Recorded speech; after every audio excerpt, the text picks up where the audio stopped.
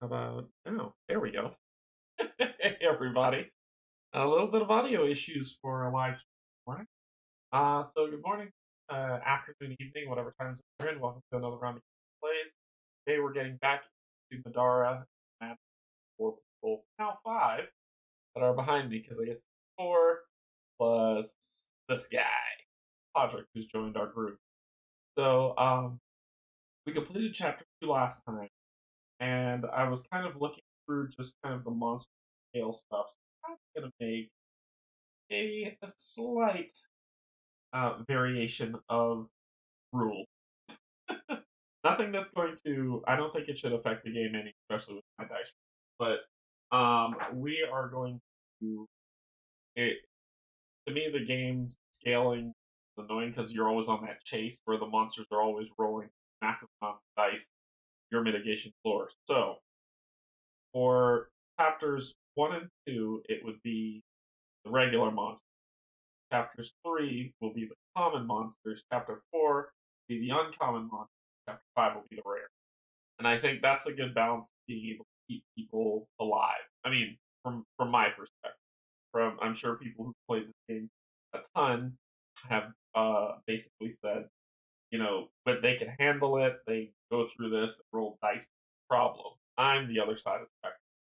So I'm going to stick with common for chapter 3, and then when I go to chapter 4, I'll go to uncommon instead of scaling, instead of always being on that chase where I'm always worried about dying every single mission. So that's the only that is one. That's not the only. That's one variant that I'm doing. The other variant we'll talk about when the time. But cool.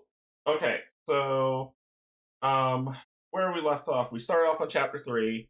We're going to get into that. We're going to play some fun stuff, and I promise the game will still be challenging for me. So let's go through it and see how it shakes up. All right, board game geek. Hey, look, it cracked 600 mark, and the thematic 60 mark. Remember, is like it's 7 something. Well, now the overall rank is 698. 8.9 on board game geek. Great group of designers, great group of artists, and published by Succulents Publishing.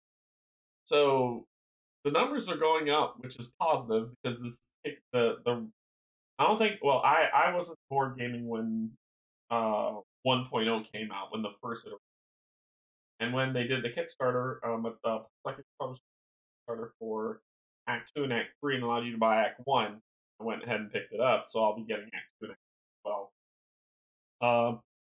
I've been playing this game pretty steadily throughout, and it's been fun. It's been great. I'm going to continue to play it. However, I'm going to be cycling other games while I play as well, so it's not just Middara all the way through.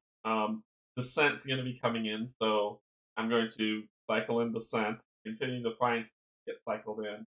I need to finish off Destiny, so that'll be cycled in, and then I need to get back into doing fast plays because I've got a ton of content that came in from Marvel that I haven't been playing that I need to get. So we're going to see not as high of a playthrough of this, but other games are going to get cycled in as well, so that I don't get burnout. But I will. I think I might miss Sundays and play this Sundays, and then go back to my old formula of campaign game, quick, really cool game, campaign game, so that we can like step through everything and play it properly. Plus, I mean, I'm at chapter 3, doing pretty decent on the move, so it ought to be good. Hey Yogi, what's going on? Here. Oh, there it is. It just showed up. That's an interesting delay. Hey Yogi, what's going on? Pull up a chair. Okay. So I don't use Spark Notes. I've been sticking with Foreteller because I love lore. Lore is awesome. I enjoy it so much. And I think, for me personally, I think it makes the game fun, right?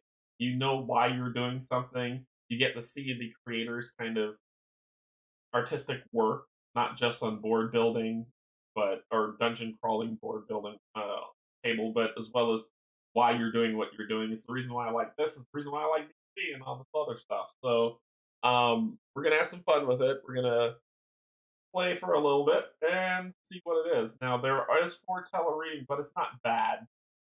Yeah, it's not bad. Probably like 2 pages, more or less. Yeah, about 2 pages, more or less. So we'll get into that, then get down to the table because I've already selected the side scenario I want to do. Yes, I just skimmed ahead to see what to set up for today. So I've got that going, and there's new items that came in, but I doubt I can afford any of them because I don't have a lot of money. And we'll have some fun. Okay, down to the table. Down to the table. So we are on chapter 3, and if you want to see the really, really cool snazzy, yes, I said snazzy, art, as we slide down, so we'll be headed from Romstead to Hyde. You can see her on the map. And when we scroll down, we see chapter 3. This good gravy, what is that? So we see that. No, it's not 69 anymore. 69? Maybe it's 69. I don't know what that means. I don't know what that means, Edgar. You gotta break that one down for me. So we're going into traveling the distance, which is this really short snippet. Like I said, I've started sharing the rule books. You're not staring at me while you're hearing audio. You can actually read along. You'll see how things shift and change, but we'll roll with the punches and see how it goes. All right, so let's get into this bad boy. So traveling the distance on Foreteller. Yeah, it crashed on me earlier today. So Middara's spot in thematic. Yeah, it's not. Yeah, it's not. It's not 69 anymore. Yeah, that's awesome. So it's about a minute. Not too bad. Let's get into that and have some fun. I'll have my page open. You will see that there are that as the audio goes through, the audio was from 1.0, not 1.1. I really wish they would like it was publishing would say, "Hey, Foreteller, can you do the audio for the book for us?" But and it isn't bad. It's just as I'm reading through and something else comes up, it kind of throws me off a little bit. So rehash would be. But here we go. Traveling the distance. A little rest and a little distance from Romstead, and Nightingale found herself feeling much better. It would be difficult for her to recover completely while she was still infected, but at least after long enough without the Malama's interference in her mind, she could move freely and easily without causing her head to ache. The terrain became more mountainous and less friendly the closer to Hyde they got. Instead of gravel paths through the woods, they traveled on switchbacks cut into the mountain. "I wish we had more time," Nightingale muttered, pausing to look off the trail at a stone slope not far away. Even at a glance, she started mapping out a route to the top. "I would love to spend a few weeks here climbing." "One advantage of Middara," Zeke said, "is that we won't be getting older, so—" "Yeah," Nightingale smiled. "I can come back. Though by the time we're done, I don't know if I'll want to." "It might not be that long," Rook said, gently steering her back onto the trail, as though he was afraid she might stumble off the path. "The Theodosian mage is supposed to be here. It might be as easy as casting a spell, and you're free." Nightingale let him guide her without complaint. He was making a strong effort to be a good knight, and she couldn't be upset for that. "I hope so," she said, her doubt obvious in her voice. "I hope so." Alrighty, so we've got some flag checking to do and some stuff. Flag check. Does the party have the story flag experience guide? Yes, we do. So we go to because we just did horribly that last match, but we do have experience guide as our check mark. So yes, continue to reward check below. Does the party have the hegemonic story relic? Nope. We did not win that fight. So no, we didn't. So we go to rest in peace 54. We skip over all that stuff and we come here. Like I said, 2 pages, see arriving in Hyde. So we'll go to rest in peace and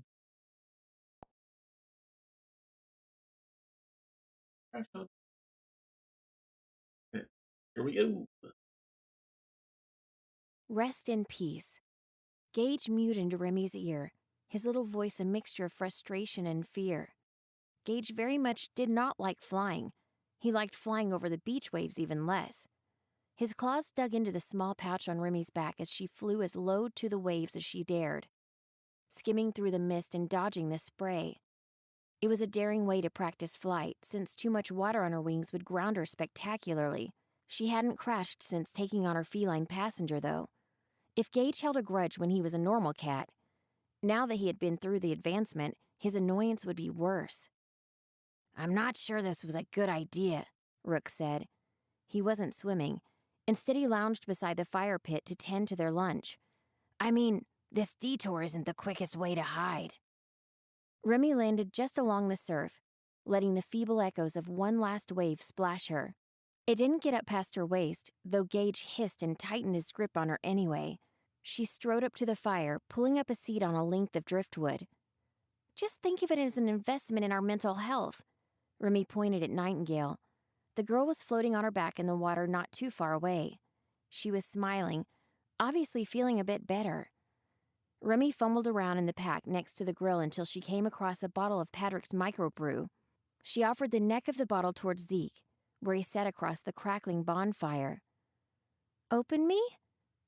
"Sure." Zeke pulled a novelty dagger from his belt and turned it to reveal a bottle opener on the hilt. With a flick of his wrist, the top came off, sending the cap spinning off into the sand. The bottle bubbled and frothed, but Remy pulled it close and caught most of it in her mouth. "Where did you get that?"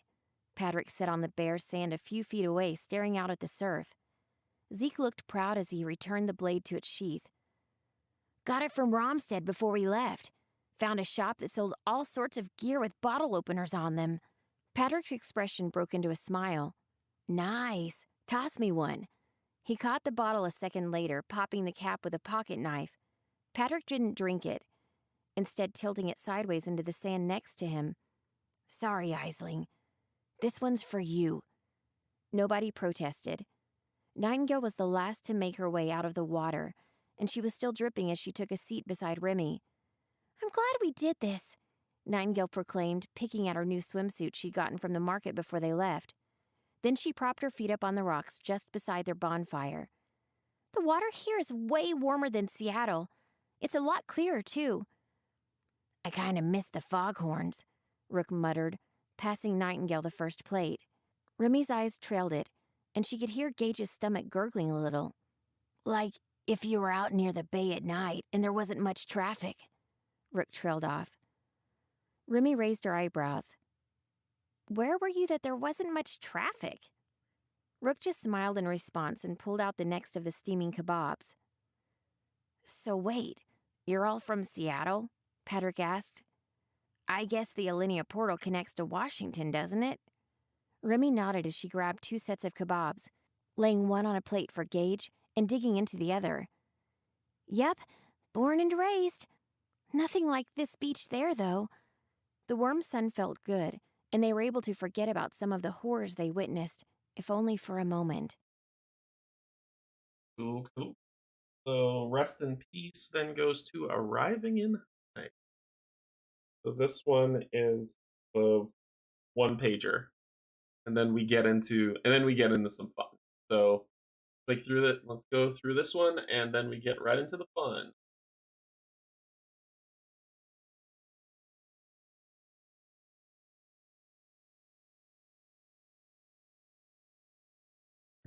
Yeah, Martello's acting weird today.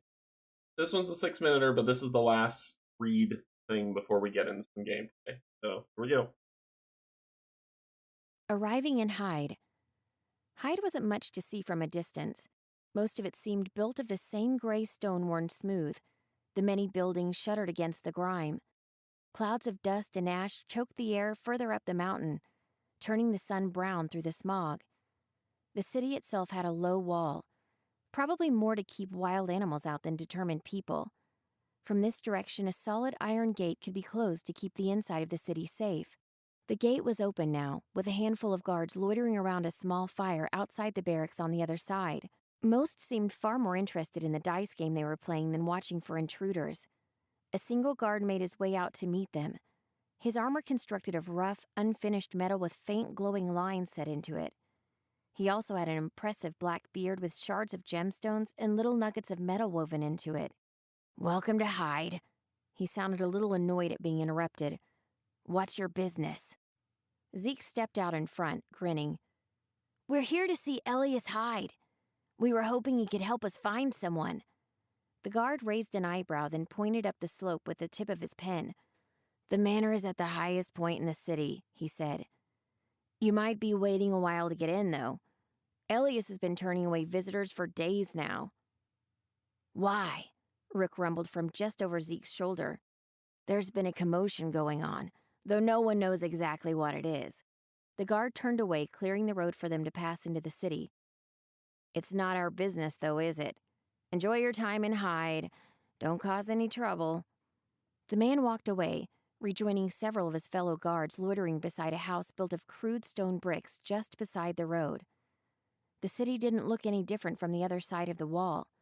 The whole thing was packed closely together into a handful of streets, which together ran up the slope of the mountain. Everything seemed covered with a thick layer of grime, and Zeke found himself having a little trouble breathing under the onslaught. He was rolling a cigarette between his fingers, but thought it better not to light it. As for the people, their clothes and mannerisms seemed very 1850s boomtown.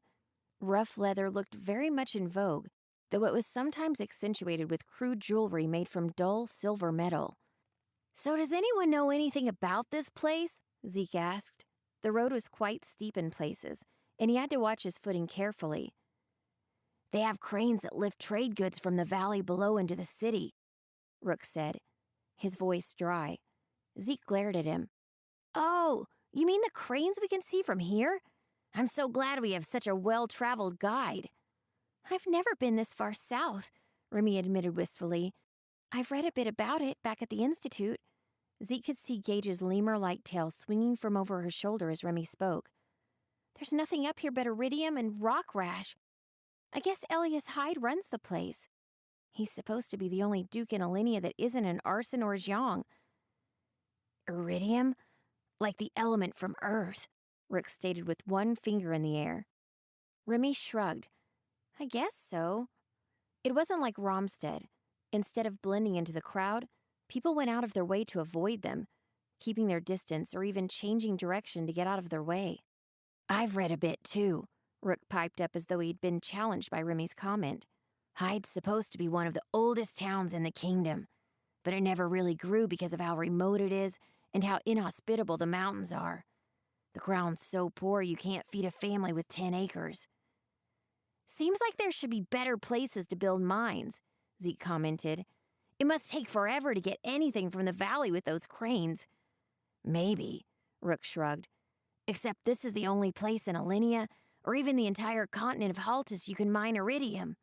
That means it's a valuable export for your families." A pair of watchtowers were set into the mountain near them, and Nightingale could see the guards pointing at them as they approached. "Iridium sounds radioactive," Remy muttered. "It doesn't have to be. The isotope found in Hyde is probably the—" Rook stopped speaking when he saw the blank faces of his companions. "None of you care, do you?" "Nope," they answered in unison. Rook rolled his eyes. "Well, the point is this is one of the few places to get it, so they have to mine here. Selling it for reagents and pen tips the world over is what keeps the miners fed. It may not be as useful as other metals, but it is rare." "Makes sense," Nightingale nodded. "But let's focus on a plan."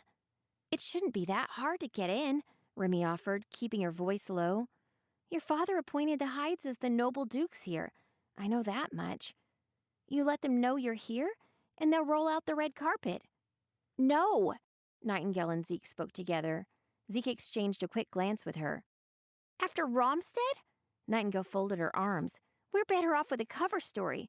We're wise and distinguished scholars from Alinea, or something.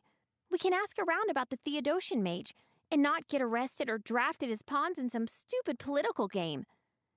"It doesn't make any sense." Rook brought up the rear. His eyes were alert, one hand near his weapon. "I've heard from many that the Hydes were the most dangerous and hospitable rulers in all of Alinea. If Elias closed his doors, something must have happened." "Well, we have to get in somehow." Zeke's voice was flat. "Knight needs to find that Theodosian mage, and nobody would know more about finding her than the dukes of the city. We have to figure out a way to talk to Elias. Yeah. Nightingale stared down at the street.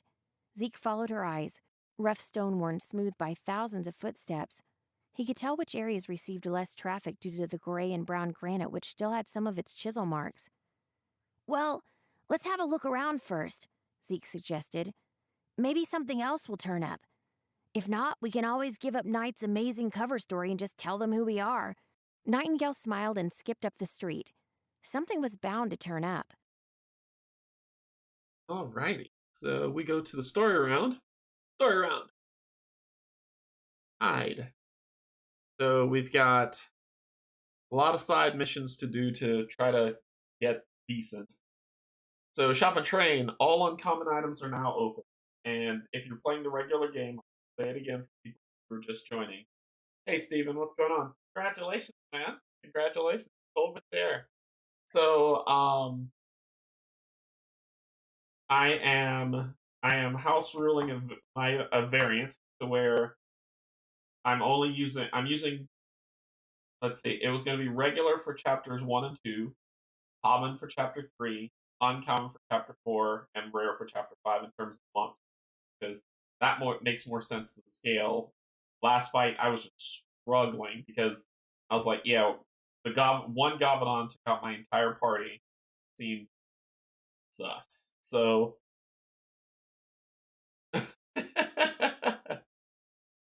so we'll go from here. Okay, so we've got all uncommon items there. I can at least buy one item. All upgrades we've unlocked is still there. One random unique item which I'll shuffle and pull. I haven't done that yet. And all non-unique accessories and all non-unique previous tiers. So accessories cost 90 gold now, which is kind of crazy. So we got three explore missions plus the bounty, which we're gonna do the bounty at some point. But there is side quest of distress call, side quest Patel family influence, and then there is the side quest called showing them the ropes, which it says that the only way you can play the side quest of prerequisite is you must have experience guide to attempt the side quest. So we do have experience guide, and that's the one that we are going to go into today. And then the main story, which is Venture Forth. So we're doing showing them the ropes.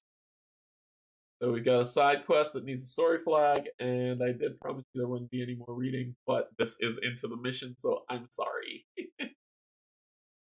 Here we go. So this is side quest showing them the ropes that we're gonna do, and then get down to the table while I get some stuff working. So sorry, 5 minutes. Sorry. Side quest, showing them the ropes. Patrick stopped them at the first real junction they found, where the mountain itself flattened out a little. A tattered brown banner proudly proclaimed Hyde Bellicose Arena. A smaller wooden sign hung from a hook nearby and just read, No matches today.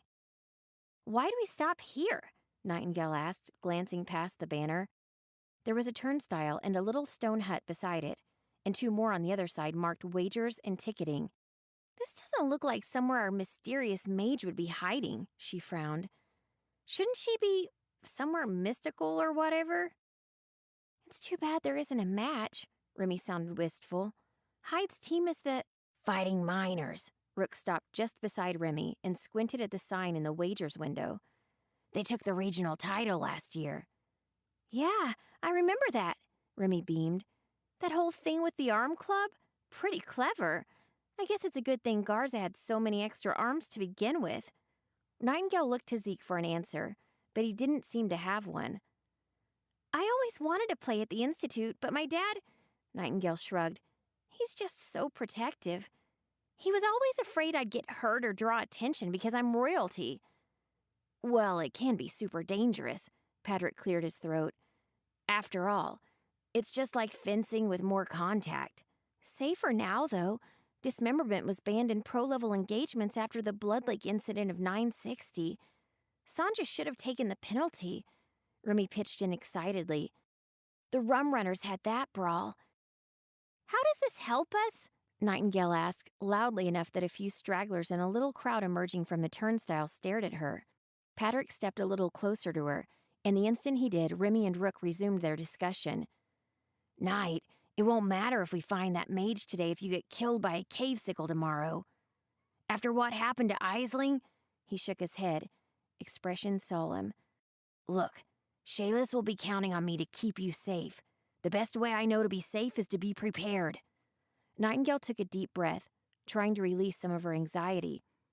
Okay, she said. So why the arena? I don't think the sports trivia will help. Patrick started walking towards the entrance. She followed, with Zeke listening from close behind. Hey, Patrick called back to Rook and Remy. Come on, I'll spot you all for a brawl. That got their attention, and they hurried to catch up. We're going to brawl? Nightingale sounded doubtful. I mean, I get that the bellicose cubes keep you from getting too wounded so long as you're close and you attune your blood or whatever.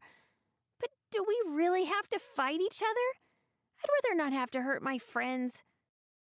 I wouldn't worry about that, Remy stated. I could take you on. No problem. Nightingale scoffed. No problem? I doubt that. It'll be fine, Rick interjected. It's like the Roman Colosseum if the losing gladiators weren't dead at the end of every fight. It's great practice for real confrontation with other people. Patrick exchanged some gold with a woman hunched in the admissions booth. They made their way into an arena cut right into the side of the mountain. There were lines marked in colored gravel, all crossing in different ways. But Nightingale only knew the red one, the outermost boundary of the cube, beyond which its magic would not protect. The cube itself stood in the very center, humming with magic and protected with a sturdy iron cage. There was only one entrance, which presently hung open. A little crowd appeared to be moving away from the cube, carrying weapons and bloody uniforms back with them towards a set of distant locker rooms. Patrick ignored them and walked straight towards the cube in the center. He spoke a little louder now. Rook's right. When we fought Aisling, he said, I noticed something. You all don't have a lot of practice fighting intelligent opponents. Makes sense since the Institute is supposed to help you survive against monsters, not make you soldiers. But monsters can be smart too. He stopped beside the cube where a shallow basin of silver held a single sharp blade, glittering in the afternoon sun. So how about we get some practice? You want us to fight each other? Remy's excitement about the arena boiled, and she clasped her hands. Hear that, Knight? We can see who would win. I hope your highness is prepared for an ass-kicking. That's the spirit. Patrick gestured at the cube. Standard 2-on-2 brawl. First to surrender. How about... He scratched his beard for a moment, then pointed. Remy and Rook versus the Royals. That sounds fair. Not really, Nightingale glared at him. They know the sport and we don't. Good. Patrick gestured again at the single opening to the cube. That can be another lesson. Fighting is always unfair. Win anyway. Cool. Sorry I didn't scroll down when this was on here. It wasn't much underneath there. So, but we're good to go. Okay, so we go down to the Bellicose Face-Off, which is this bad boy. Across the windswept arena, your friends stand poised to square off against you in combat. Podrick watched from afar in curious anticipation, eager to see which opponent will be victorious. So this is the arena which I have set up. So when I hide Foreteller right now. So what right behind this is the same arena setup. Just kind of seeing where it is. There's tree trunks, some logs, rocks, and some blocking terrain. All right. So we did our setup. We got two launch. So win condition, Rook and Remy are defeated. An alternate win condition, Zeke and Nightingale are defeated. Special encounters. So it's Remy and Rook starting in Zone A, and Zeke and Nightingale starting in Zone B. During this encounter, Remy and Rook are considered allies to each other, and with Zeke and Nightingale being considered their opponents, likewise, vice versa, blah, blah, blah. Strange cracks, sorry. The special terrain printed has no effect. This is it. That's it. This is just a straight up brawl. There's no surprises. No cave sickles are gonna pop up, so it'll be good. Advice from Edgar. Advise you to do that bounty soon. It's gonna be closed. Alright. So it probably might end up we do the bounty this time. I just need money. because I need upgrading so bad. I barely upgraded the last mission. How perfect for Robin Melsa. That's true. That's true. They get here, it's gonna be epic. I want to see them fight each other. So I grabbed the uncommon unique. I'll just shuffle these up and pull one. That'll be that'll be this uncommon armor. Ooh, the hater's plate, because haters gonna hate. It costs 110. When you are the target of an attack, even if you're dealt damage, you may counter as a passive. When you're dealt damage, reduce physical damage. Whoa.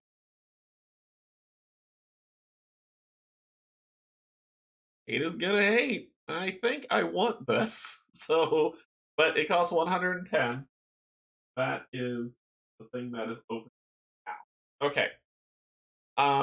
Coming off, I had 92 gold when I ended that last mission. I am actually gonna upgrade Zeke before we go there. So I'm buying Zeke the Bone Chipper. Actually, I'm gonna hold off on buying him this because that gives him like a ridiculous unfair advantage against the rest. Only because he gets a red die on this one. But this is what I'm gonna buy after we finish this combat. So he's gonna roll red dice. I'm just gonna put this here with this because I'll buy it. And we'll go inside. And it will be here for when I am ready. Alright, so this is the all-out fantasy brawl. And we're gonna have some good. Wish I had some background music. So, brawl time. We've got Remy and Rook, Nightingale and Zeke, ready to go, and sunlight pouring into the arena. All right, here we go. Oh, and for people who missed last one, Bone Chipper Heavy Rod on it. All right, I'll have to check it out. I wonder if they nerfed it. If they nerfed it, I'm gonna pick the other weapon. I'll have to check that out after we finish. So, here we. Oh, also another thing. The one thing I didn't that I was told yesterday, I was watching Rob and Mel do their stream, and I saw that they had this ablations expiation. I was like, you didn't kill an ablation. How'd you get that? And Edgar and Beal were pretty cool, and they were like, you missed the one text after you beat Melody because I did beat her. That I was supposed to get this item, and I never picked it up, so I grabbed it. It's just in our inventory. All right, who's going first? Remy's going first. Then Zeke. Then Rook. Then Nightingale. Round one. Fight. So Remy is going to. Let's get in position because we have an archer. And that archer is going to ping the crap out of it. So let's make the archer come. I'm going to spend 2 to fly. 1, 2, 3, 4, 5, 6, 6, 7. Right behind this tree. That's going to end her turn. Yep, that'll end her turn. That archer is dangerous. Nightingale's dangerous. Alright, Zeke's turn. Zeke will spend 1 to move. 1, 2, 3, 4, 5, 6. 1, 2. Then he'll end his turn. Rook's turn. 1 to move. 1, 2, 3, 4, 5, 6. That's obstructed terrain. 1.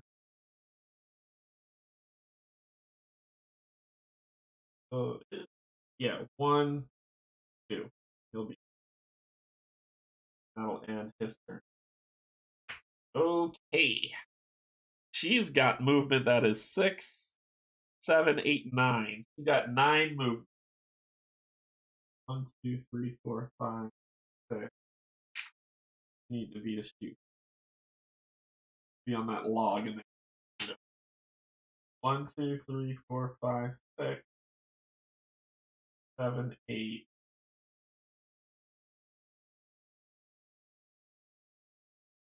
Yeah, she's got obstructing, so she can't get him. 7, 8.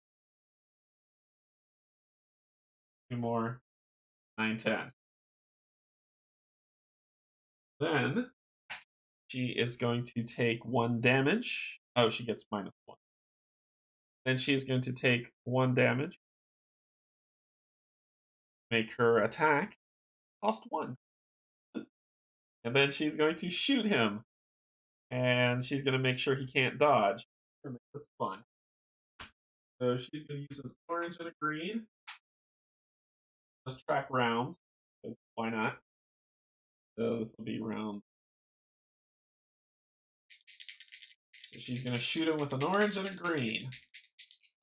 She'll empower that masterful work shot. +1.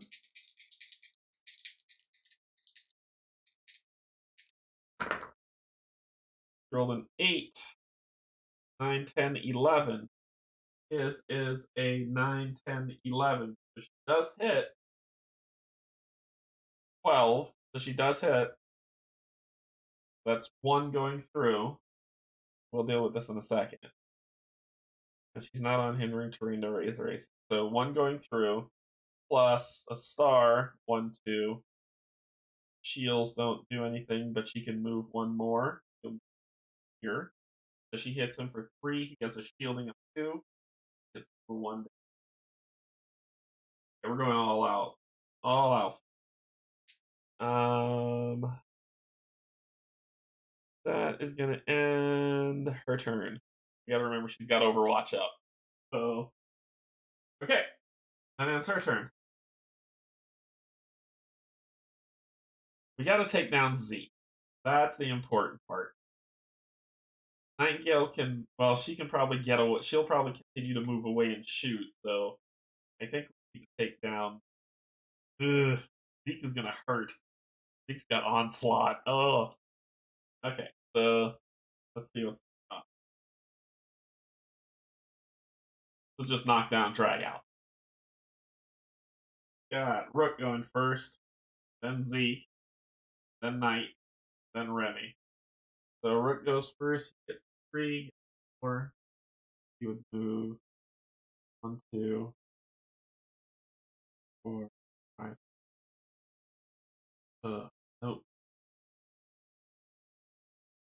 Zeke come to you. Let Zeke. Zeke would do 1, 4, 5, 6. Ah. Let's make him waste some effort. 1, 2, 3. 4. 1, 2, 3, 4, 5, 6. 2, 4, 5, 6. 1, 2.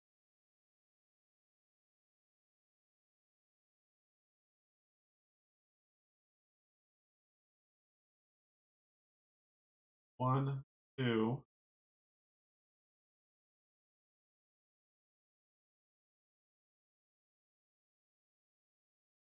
1, 2, 1.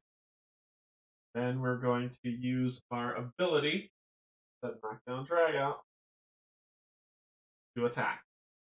Going to use our fight drive. And she is going to try to dodge it.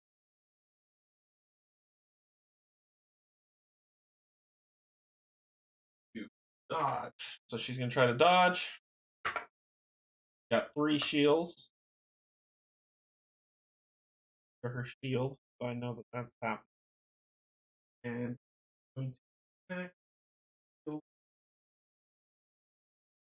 black. He is, before he does that, he's going to give himself courage.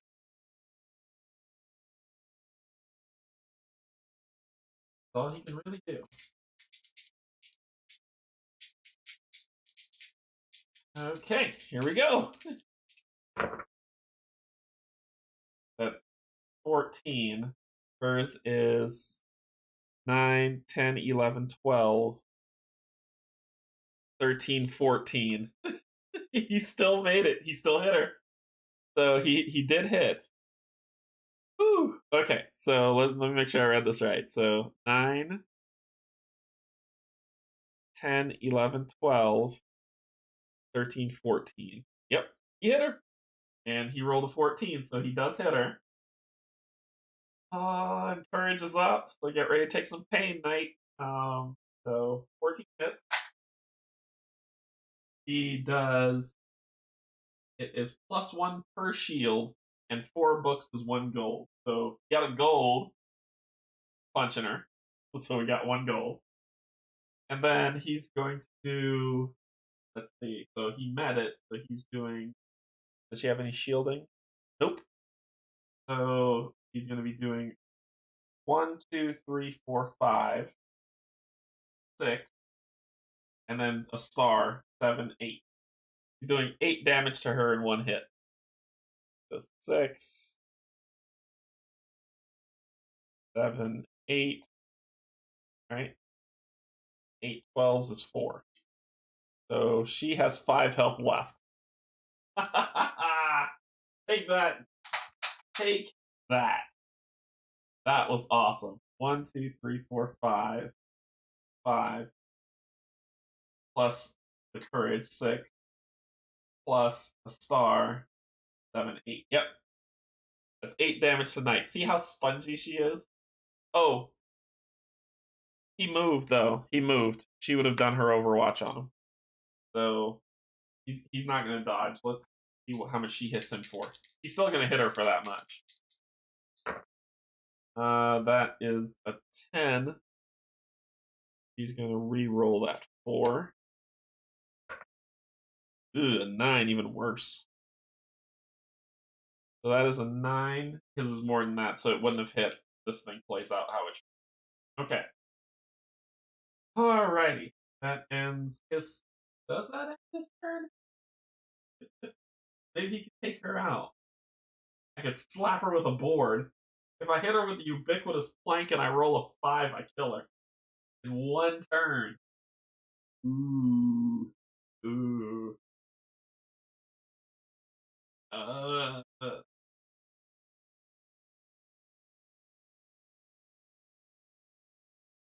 Deep next, then Night, then Remy. And Nightingale's going to.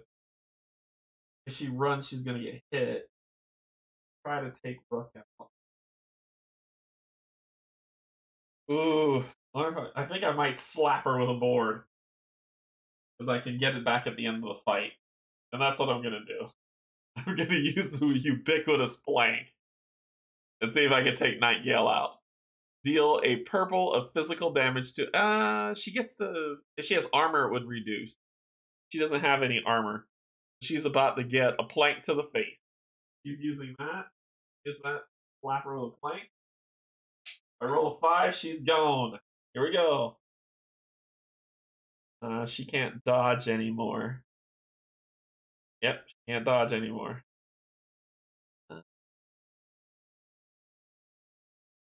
An ally, roll any dice you just rolled.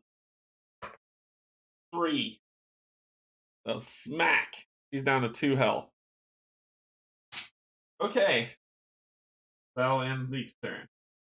He's serious. Oh, sorry, Rook's turn. Zeke gets 3. We need 1, 2, 3, 4, 5, 8, like 3. 1, 3, 4, 5, 6. Yes. So he. Oh no. 1, 2, 3, 4, 5, 6. Nightingale needs to proc her ability, and she didn't.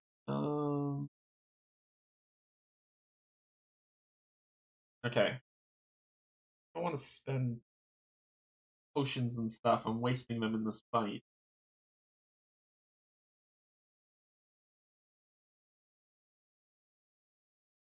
One, 2, 3, 4, 5, 6.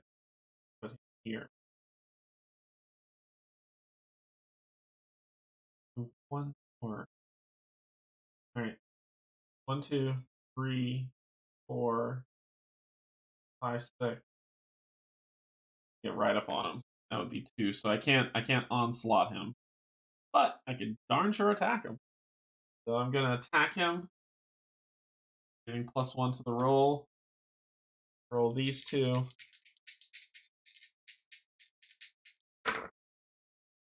I'm going to. I'm making an attack game. So maybe before. Let's see what happens. So I've got an 8 and a 5. So that is 13. Has 9, 10, 11. That does hit you. He has 13. I do get piercing on my attack jerk.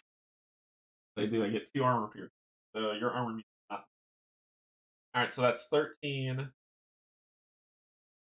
14. That's 14 damage. You have 9, 10, 11. So 3 gets through. Plus 2 shields, 1, 2. Plus a star, 1, 2. That's 7 damage coming at you. That's 7 damage going to him.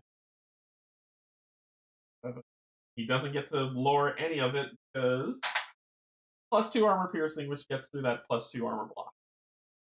Then he is going to Blade Works.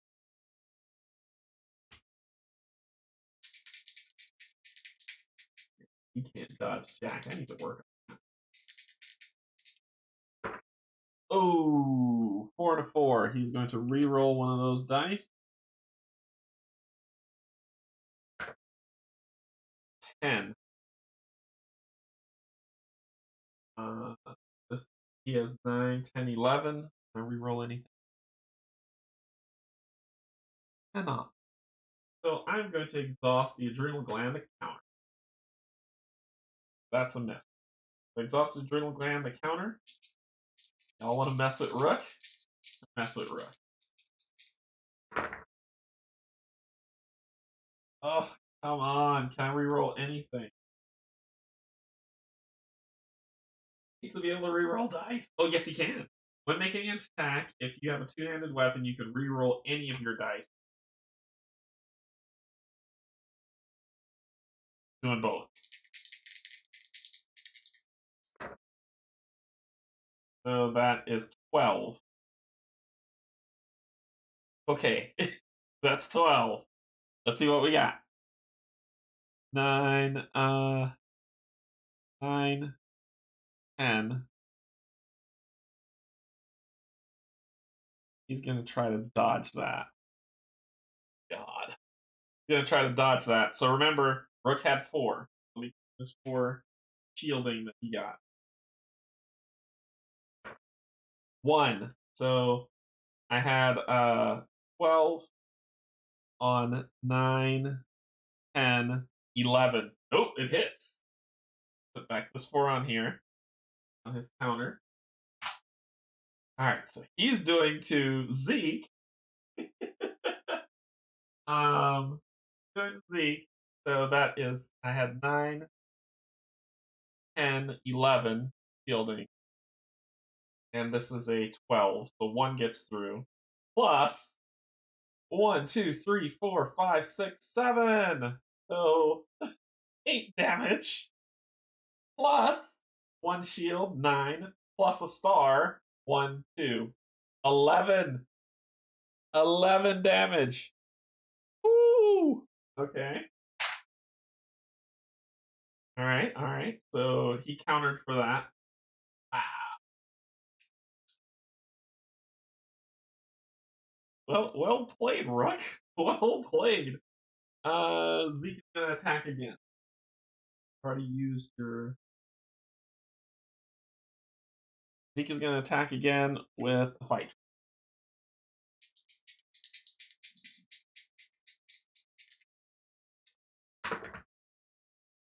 That is 11. 9, 10, 11. That's 11. Does hit. 2 damage. Knockdown, drag out. That's gonna end Zeke's turn. Next up is Nightingale's turn. We need to take Rook down right now. Right, not now, but right now. Alright, so. And she's gonna try to shut down Remy. Okay, so she's not moving. She's going to attack for 2. Rolling 2. So she gets a +1.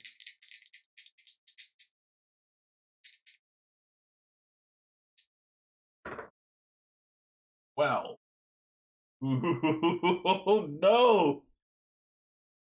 Let's exhaust this to make it even harder. So she gets a +1 to the attack roll and another +1 to the attack roll, so that's 2. So that's 12, 13, 14. That's 14 damage. Oh boy. Okay. 14 damage is 9, 10, 11. That's 3. Minus the 2 shield because she doesn't and he can dodge, right? So 1 damage so far. Alright, so that's 1. And she gets a 6. 2 shields. 1, 2. 2 a star. 1, 2. That's 5. Yep. So that's 5, taking him down to 1 health. Boy. Oh boy. Okay. So then she is going to take a hit of damage, going down to 1 health to attack one more time. See if she can take him out. So she's down to 1 health, and this is round 2.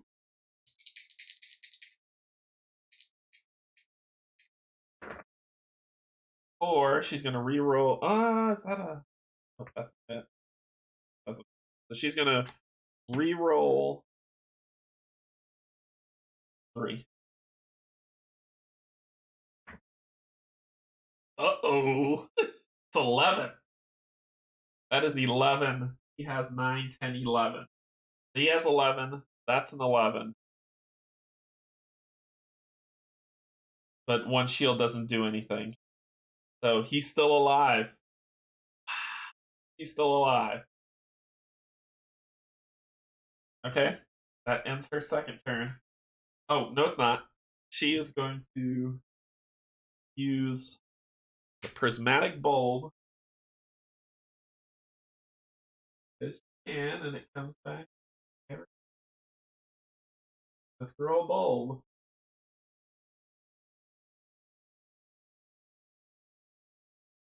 Whatever that bulb may be. She's gonna throw a bulb.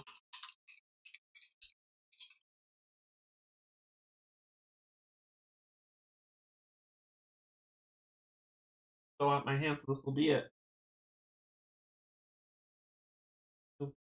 Oh,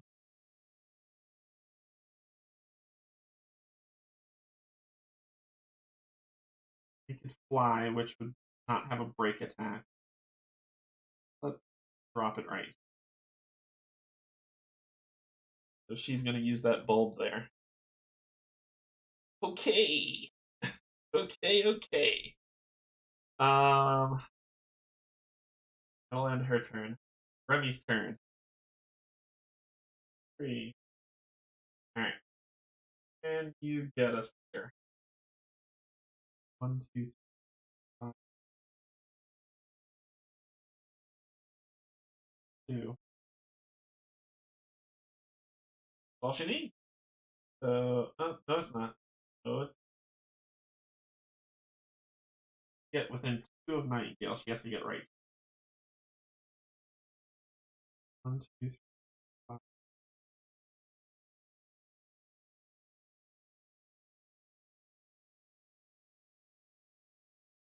Movement, and she could go. She doesn't have to fly. She can move 1, 2, 3, 4, 5, 6. 1. We get it.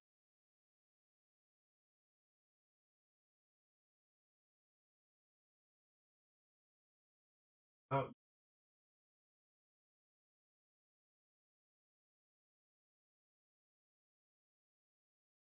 move 1 space. Oh, she can. She can. Okay. So she's going to spend 1 to move. 1, 2, 3, 4, 5, 6. 6.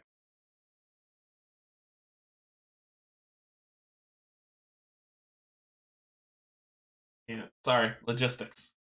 1, 2, 1, 2, 3, 4, 5. Can't go that way. 1, 2, 3, 4, 5, 6.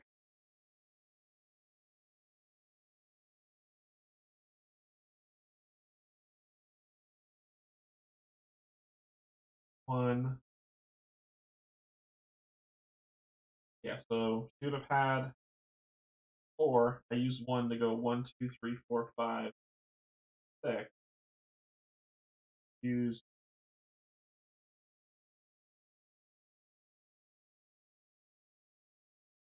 Can't go in the water. It costs 2 SP to go in the water. Uh,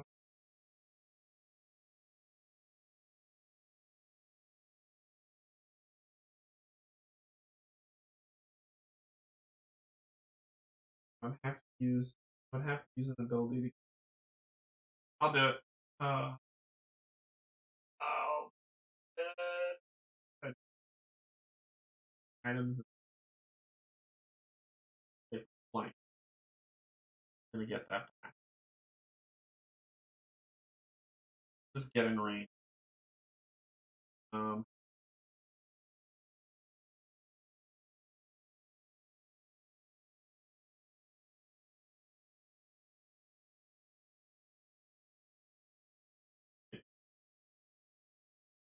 best she can do. Okay, so that ends her turn. Everybody's not feeling great. Nightingale and Rook are going at it.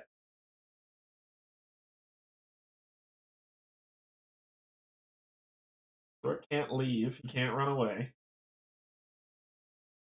And if Remy goes first, maybe we can stop Nightingale from killing Rook, but then it might be a Remy versus Zeke thing. Going first. Zeke. Ooh, ooh, ooh, ooh, ooh. Then Rook, then Remy, then Nightingale. Okay. So Zeke's gonna get 3. Bye, Rook.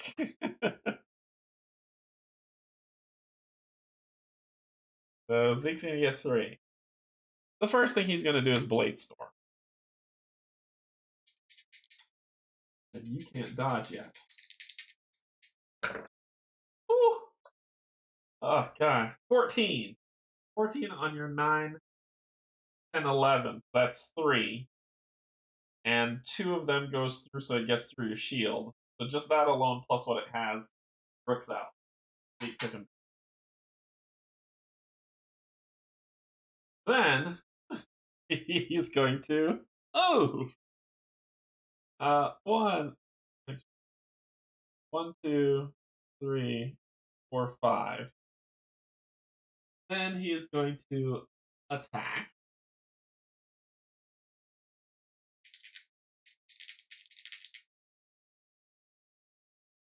He has a reach too. That would trigger a break attack. So she's gonna try to hit him. As soon as he came there, that would have triggered a break attack. So that would be. Oh, armor! Thank you, thank you. Oh my gosh. Thanks. I forgot about the armor. This is why I gotta keep up with all this stuff. He would have used the armor to negate all damage. He wouldn't be dead. Wouldn't be dead. So he would have been here. He would have hit really hard. I'm not going to count this even though I want. But he would have hit really hard. He was going to use his cross armor to block all the damage. So then he would then attack Rook straight up. That's 8, 9, 10, 11. Even with half damage, it doesn't matter. Because I could use the balaclava, but it only does half damage. So that is 8, 9, 10, 11.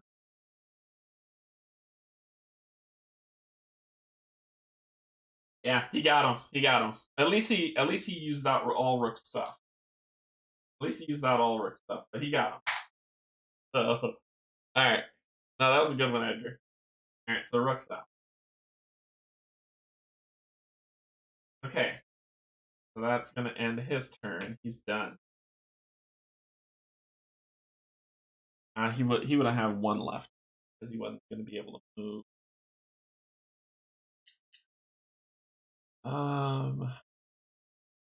Let's get him in position for the next bout. 1, 2, 3, and then he'll move here. But that would trigger the break attack for him getting in range for her pole axe, so she will attack him. So she hit him for 13 on a 9, 10. So 13 on a 10. It's for 3 plus this 1, 2, 5. Taking him down to 2 health. Okay. Woo! Oh, he would have tried to dodge that. Sorry. He's not down. He would have tried to dodge that. Plot keep track of. Dang it. And this would have been. He would have tried to dodge that. Dodge die. Nope, he missed. So he would have taken it. He's down to 2 health. Alright. Now it's her turn. She gets 3. Well, I mean, far be it for her not to whirlwind. So she's gonna whirlwind. Let's see. You're gonna try to dodge. Got 1. You already tried to dodge the last attack and failed. Can you dodge anything else? Nope. Okay. So she's gonna whirlwind, and she's gonna spend that extra 1 to get the lovely lady in reach.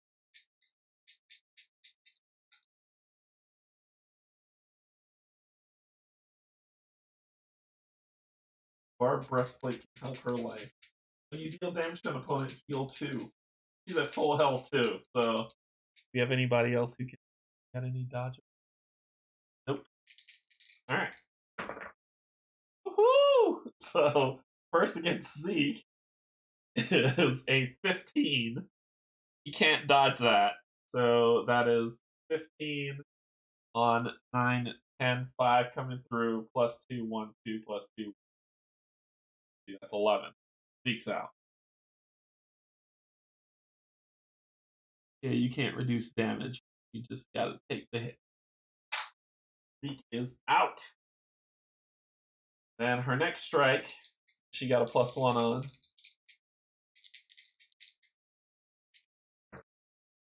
Nine. Can I reroll? Yes, I can. Hammer Helm. Reroll is 4. 10. Forebode. Reroll is 5. 10. Come on! 9, 10, 11. So you dodge that attack. Wait. Plus 1. So that's 10, 11. You have 9, 10, 11, 12. You dodge the attack. So you dodge, and when you dodge, you can counter. Not in case. I'm going to exhaust the black ticket to try to dodge this counter. That gives me 1.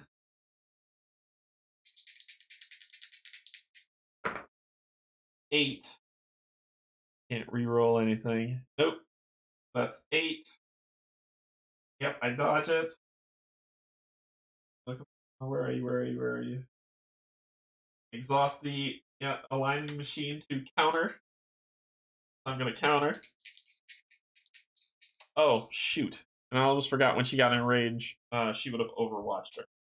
So overwatch for 7, 8, 9, which isn't enough. All right, so she would have used her overwatch.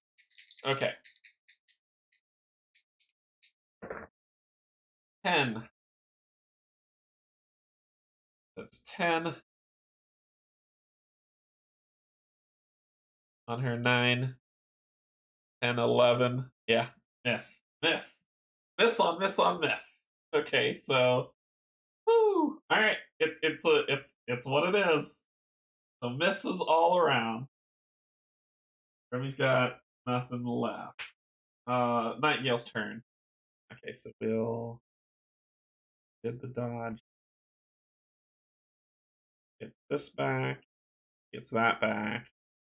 Unexhaust. Unexhaust. And she gets 3. Well, she's going to spend 2 to shoot. You're going to use your 1 to dodge. That's 4 on that dodge. 12 on 9, 10, 11, 12, 13, 14, 15. He's going to reroll that 4. Oh, it's even worse. Oh, wait. Nope. She would stop you from dodging. She would have stopped you from dodging. You can't dodge. So it would have been 12, 9, 10, 11. And then 12, 9, 10, 11. That would have gotten through. You wouldn't have re-rolled. So 1 gets through, plus star 1, 2, plus that's it. So 3. I got 2 shielding, 1 damage. Took out the person who could kill me. And then what would she do? What would she do? She would haste. Look. And haste. Successory on Remy. Not yet. It wasn't a lot of damage. It wasn't a lot of damage. So, haste. Haste says, come on. Gain haste. She gains haste. It gives her an extra SP, which would give her another one, an extra SP, which would make this 2. She'll shoot her again. Now she'll use this leather garment to cut the damage in half. And she'll use this so she can't dodge. I wouldn't have been able to dodge that one. So this is 8, 9, 10, 11, 9, 10, 11 beats, which means she would suffer 4 damage, but because of the spray, she's only going to take 2 on the 1. Is 3 the lowest? Nope, it's not the lowest. Yep. Actually, she would take. Okay. That ends your turn. Ooh! It is for the whole turn. Oh, it's for the whole turn. Okay. All right, I'll keep that in mind. All right. I thought it was just for the one time. Yep. All right. Odds even. Like fair side up. Odds even. Even. Remy goes first. And Nightingale. Okay. Stuff back. And you take her down. 3. Oh, we got 2 sweet chances to do it. That's what we got. So first chance. Oh man, we're gonna attack her. She is going to dodge because she didn't use that yet. Her dodge will be nothing. So we attack her, adding +1 to the shot.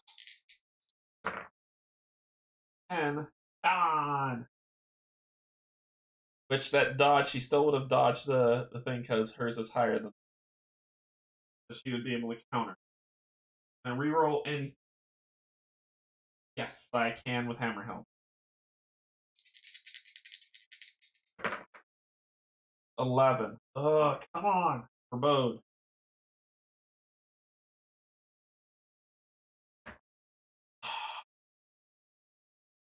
That's 10, 11. She has 9, 10, 11. Does hit. So her dodge doesn't trigger a re-attack. Okay.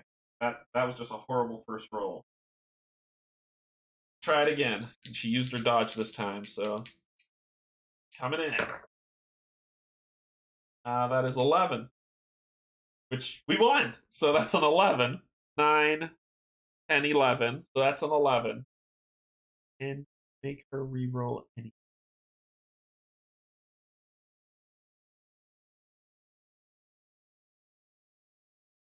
No, you cannot. So that is 11. Hers is 9, 10, 11, which does hit. And the 2 gives her 2 damage, which takes out Remy. I'm sorry, I mean Nightingale. So Remy won. Remy won on round 3. Remy won. Round 4. Alright, so Remy won. So Zeke and Nightingale defeated. Not rich enough. 159. Whew. That's a lot to keep track of. Right. 159. Not rich enough. You ain't rich enough. Rio. Not rich enough to win. That's enough, Pedrick called, darting across the barrier and onto the field. Good job, everyone. Rook lowered his weapon at once, then stooped to help Nightingale to her feet. You all right? Rook asked. Yeah. She stumbled to her feet, shaking the dirt out of her hair. Not as boring as you thought. Remy grinned at Zeke, scooping Gage off the ground in front of her. Guess the Bellicose League taught us something useful after all. Patrick sighed, then helped Zeke to his feet, who looked more annoyed than hurt. Got him, Remy yelped, giving Rook a high five. Patrick turned and smiled. Nice teamwork, you two. Just remember the League's most important lesson. Battles in the arena should not be taken as real combat with a real enemy, Rook recited. We know. Good. Patrick turned to the losers. Don't feel too bad. Just do better next time. That's one of the unique luxuries of the arena. Team Silver Spoon can have another shot next time. Clever, Zeke said as he brushed himself off. I guess we weren't rich enough to win. I'm just glad you're all on my side, Nightingale muttered as she slapped Rook on the back. You're my knight, so I'll count it as a win for myself. Really, Zeke is the only one who lost. Zeke rolled his eyes and lit up a cigarette. Okay, so let's read the text. It says, Restore Adventurers. Each party member gains 1 XP. I think that's fine.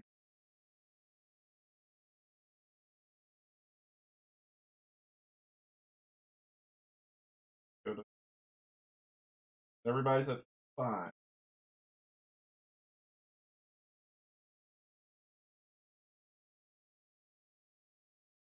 I haven't upgraded Podrick. So everyone's at 5. Once we finish, we go back to the story round at Hyde. Is... Nope. Yep. We go back to the story round at Hyde here. No gold, but we got some XP. I am 1 shy. 1 XP shy for giving him the Gigas Grip. Giving Rook the Gigas Grip, which will get him shield that he can carry with his hammer. Is going to make him my true crusader. Read the not rich enough one. Then we go back to the city, and we have a new one, which is a distress call or Patel family influence. We're going to go to a distress call. But before we do that, let's upgrade. So let's do some upgrading. All right. So I'm buying. The errata on the bone chipper that you said. Let's find what the errata is. Errata on the bone chipper. So let's see. Cloth armor, Merchound, Bone Soul, the Bone Chipper. See if we can search for it, if it'll show up.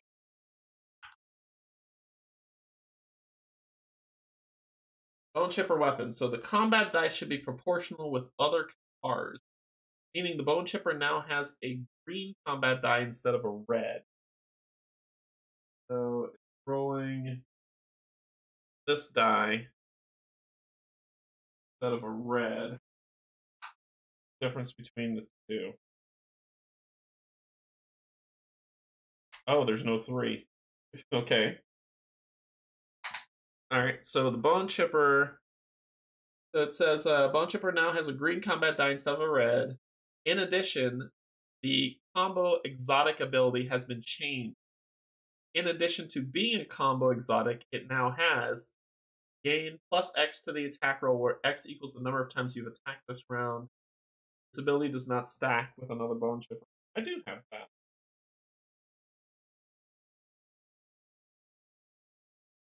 So it's been instead of in addition, the ability has been changed. In addition to being a combat exotic, it now says, "Oh, exhaust." All right, so it's a one-time burn. Gotcha. It's a one-time burn. All right, yeah. Because let me show you what it looks like, as is, and this is what made it okay.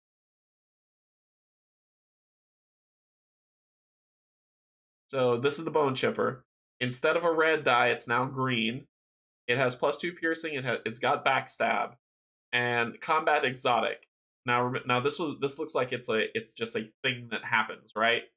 So combo exotic, sorry. So if I combo this with an exotic weapon, until the end of each turn, every attack you hit with after the first gain plus X to the attack roll, where X equals the amount of times you've attacked this turn. It's just an ongoing effect. But with this new update, it's an exhaust ability now. Reduce this bonus to 0 at the end of each turn, or if you miss with an attack. This ability does not stack with another bone chip. But I need an exotic weapon. And I don't have an exotic pair with. Either that. So I kind of set aside what I want for the party to upgrade. I will buy when I can. I will be buying Nightingale this bow, but it's 140 gold. I don't have that much. I'll be buying Remy. Nope, is this Remy? Yeah. I'll be buying Remy the Soul Cleaver. 140 gold. Then the shield that I'll be giving to Rook will be this shield once I get the Gygus Grip. It'll be this shield, which costs 90 gold. And I will be switching out his weapon to the Hide Signature Sledge. So he's going to roll 2 greens and 3 greens and a black when this pops up. He'll be rolling 3 greens and a black. So if I can get that for him, but that's another 140 gold. And then Zeke, his other upgrade is going to be this, which I think I might buy this one instead of the bone chipper, because the bone chipper needs to be paired with an exotic. I don't have an exotic, so I'm going to buy him that one instead. So that is my armor buy. That's my weapon buy for the group, and that's a lot of money that I don't have. So let's upgrade him. He'll be upgrading his assassins. Nope, that's a guitar. He'll be upgrading his ocean cleaver to the Dweller short sword. So he sells this for 10, according to the rules. What do you mean 3? What do I mean 3? Oh, because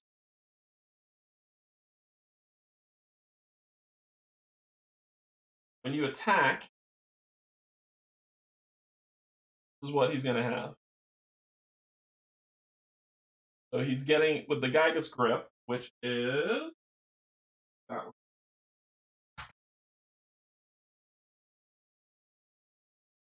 Unless I misread that card. This discipline does not work with range weapons, but does work with melee range weapons. You may equip 2-handed weapons as if they were one-handed, but they still count as 2-handed weapons. Oh, that's it. That's it. When attacking guns, I read this wrong. You may equip 2-handed weapons as if they were one-handed, but they still count as 2-handed weapons. What's the point of this? Sorry, I thought this meant that I could hold a two-handed weapon and then get a shield on, but they still count as two-handed. Like this sentence misreads the other one. You may equip two-handed weapons as if they were one-handed, but they still count as two-handed weapons. You always roll 2 plus black on Empower Gigascript. Don't give more dice, and you choose any two. You may equip two-handed weapons as if they were one-handed, but they still count as two-handed weapons. How I read that, and I probably need to look this up because this is where I need some clarity. And Edgar, if you can clarify this, great.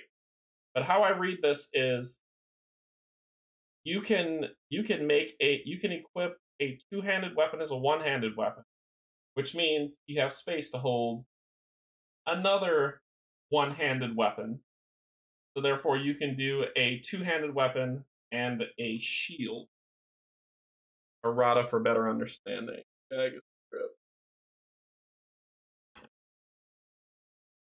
Let's pull that up. Dagger's Grip Discipline. This ability has historically caused many issues. It's thematically easy to imagine, but very hard to clearly write a rule for. For this reason, we've decided to expand upon Gyga's Grip the same way we did summoning. Great. Future printing of Gyga's Grip will say passive.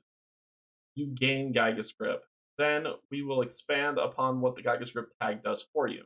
This will allow us to fit all the intricacies required for using the rulebook instead. Blah, blah, blah. Okay, sure. Yeah. The rules now says Gyga's Grip Discipline in Martial allows an adventurer to dual wield larger melee weapons. In addition to the normal rules for equipping gear, adventurers with the Gyga's Grip ability may equip two-handed melee or melee range weapons as if they were one-handed weapons. If they do, following rules apply. While equipped with a two-handed weapon, two-handed weapons still count as two-handed for the purpose of other abilities that might reference them. Okay. These equipped two-handed weapons must still adhere to the normal range icon restrictions when equipping items. For example, both weapons can be melee. One weapon can be melee and the other can be melee range, or both, blah, blah, blah. Important. With Gyga's Grip, weapons with the melee icon may not be paired with weapons with only the range icon. That's fine because the shield has both. Yes, the shield has both. You may still equip one-handed weapons of any type, following all the rules associated with equipping weapons. Normally, example, you could equip a one-handed range weapon and a two-handed melee range weapon, so that's a two-handed and a one-handed. But it's important to remember that Gyga's Grip doesn't allow you to equip a two-handed range weapon as if it was one-handed. Okay? While these weapons are equipped, you may gain access to all abilities printed on both equipped weapons, including any abilities printed on the upgrade. I'm still following. When attacking, you must choose which there it is. When attacking, you must choose which combat dice to use.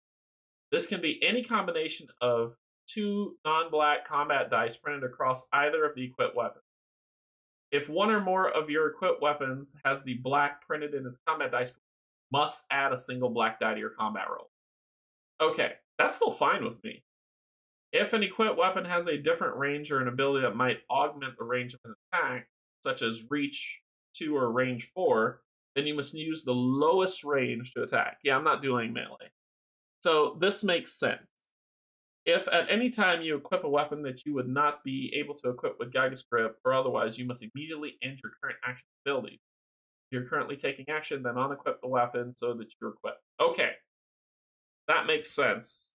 So the only thing that I was misunderstanding, it still made sense.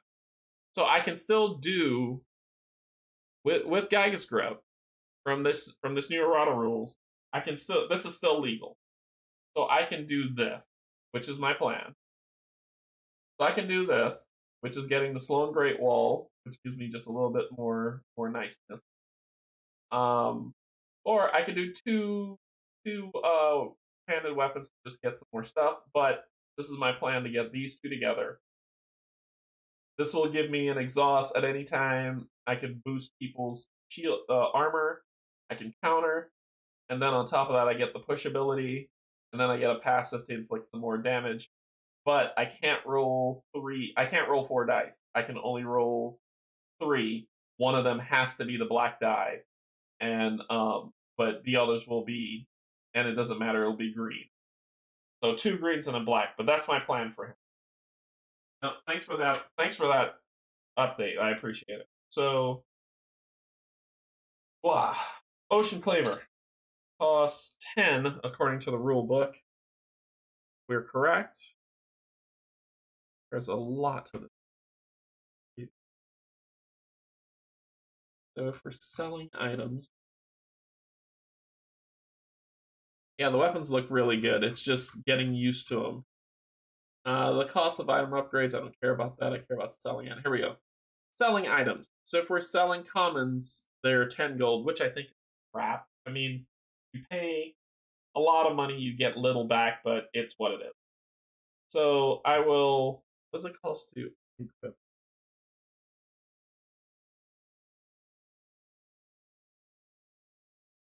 Item upgrades, equipping item upgrades, transferring or replacing item upgrades. So basically, you're repaying it, I think. You'll have to pay 30 gold to transfer masterwork from the axe to the heavy axe. Yeah, I think you're basically repaying it. And I think that's stupid. You shouldn't have to buy the upgrade all over again. Which is essentially what they have you doing. Anyway. Buying this, put that there, and selling this for 10, taking me down to, so that would be 90, 80.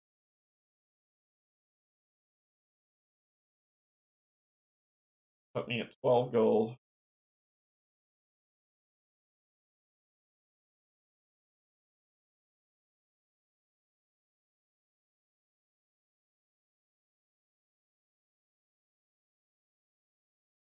And don't I care about? I've got a lot of material. I'm trying to see what I don't care about. Adrenal gland lets you counter. We're not upgrading relics yet, so I don't need to worry about that. I'm gonna hang on to that bladed tail for if you ever want to do range. And I'm not selling that bulb. I think that's too awesome. I'll never get rid of that bulb.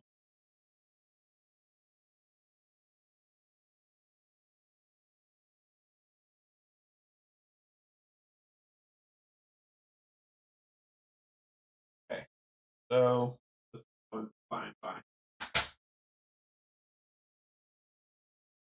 All right.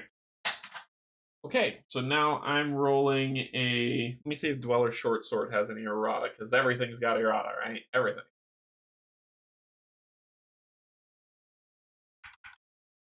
Nope, it doesn't. Okay.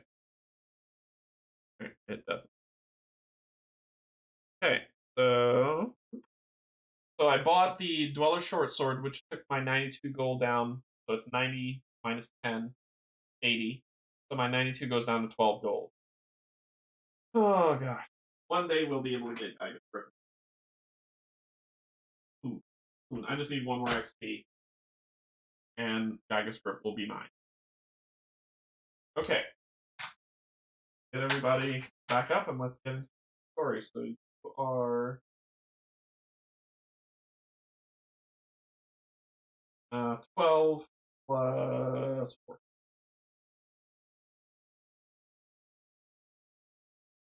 Are 14 plus 2.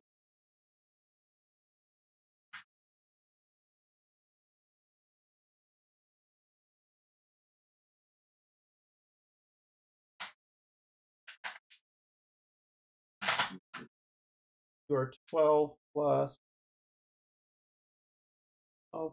6. So you've got the most health out of everybody. Okay. You are 12 plus.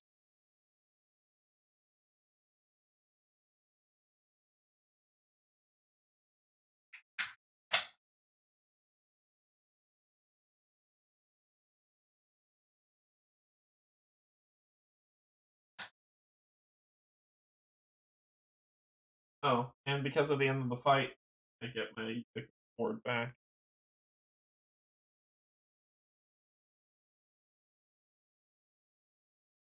One of your 12 plus. Yep. So the Dweller's short sword will be hanging around, and we're back. That's all that we could buy at the store. Oh, I need it. And we're going into a distress call side quest, which is about a page, and then I'll be doing setup while you listen to some awesome foreteller. The distress call. How long this is? Too bad. 6 minutes. Hopefully, I'll give me enough time to set up. But while you are listening to that, let me get this up so you can read along. Fun. That up so along.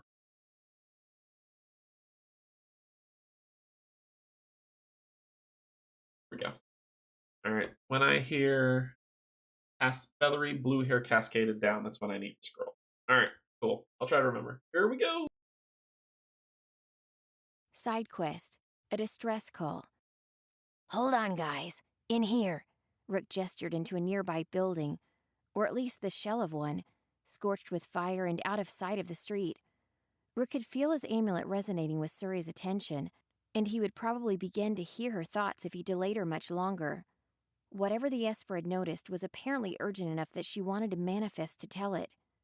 Remy paused in the doorway to help Gage to the ground, where he started sulking near the entrance. Rook wondered if Gage was smart enough to be on the lookout in the doorway for them, or if he was just being a cat. They went as far as a dividing wall, something to put distance between themselves and the street. The whole space stank of fire, and ash rustled at their feet with every step. The wreckage of furniture was all that was left inside. No trace of what the room's purpose had been, or who had lived here. The only light came from the distant doorway, since like many of Hyde's houses, it was made mostly of rough stone. Purple light flickered from around Rook's neck, drowning out the dim sunlight. An instant later, Suri stood in front of him, solid enough that she left bare footprints in the ash. Feathery blue hair cascaded down her back, rippling a little to the heartbeat of a world he couldn't see. He didn't miss the way his friends withdrew a little from her. Even if they all respected his secret, there was no hiding how frightened they were of her power. Suri was not as helpless as her petite frame suggested. "What is it, Suri?" he asked. Suri closed the distance between them in a single sweeping stride, lifting from the ground in a curtain of light that scattered ash and lifted her to a height with him. "One of my sisters is trapped nearby, and she's crying for help. We must answer." Zeke spoke from just behind Rook, a little more confident than he'd sounded the last time Suri was around. "You have family here?" Suri didn't look at him so much as stare through him to the stone beyond. At least it was more polite than she'd been when they were first introduced. "Your word family is only similar. My sisters are not tied together by blood as humans are." She looked back to Rook as she explained, landing on the ground again. "I do not know her," Suri continued, "but I know she's in danger. A call like this is likely to attract the attention of the Great Bounty. Whatever is after her must be worse than getting caught." Nightingale spoke quietly, glancing back out the door to the street. Suri's light wasn't bright enough to make it all the way outside, but it would be visible to anyone who followed them in here. "Isn't anything that can threaten one of your sisters? Wouldn't it be as dangerous to us as it was to her?" "Perhaps," Suri admitted, "but you've been more than capable in the past.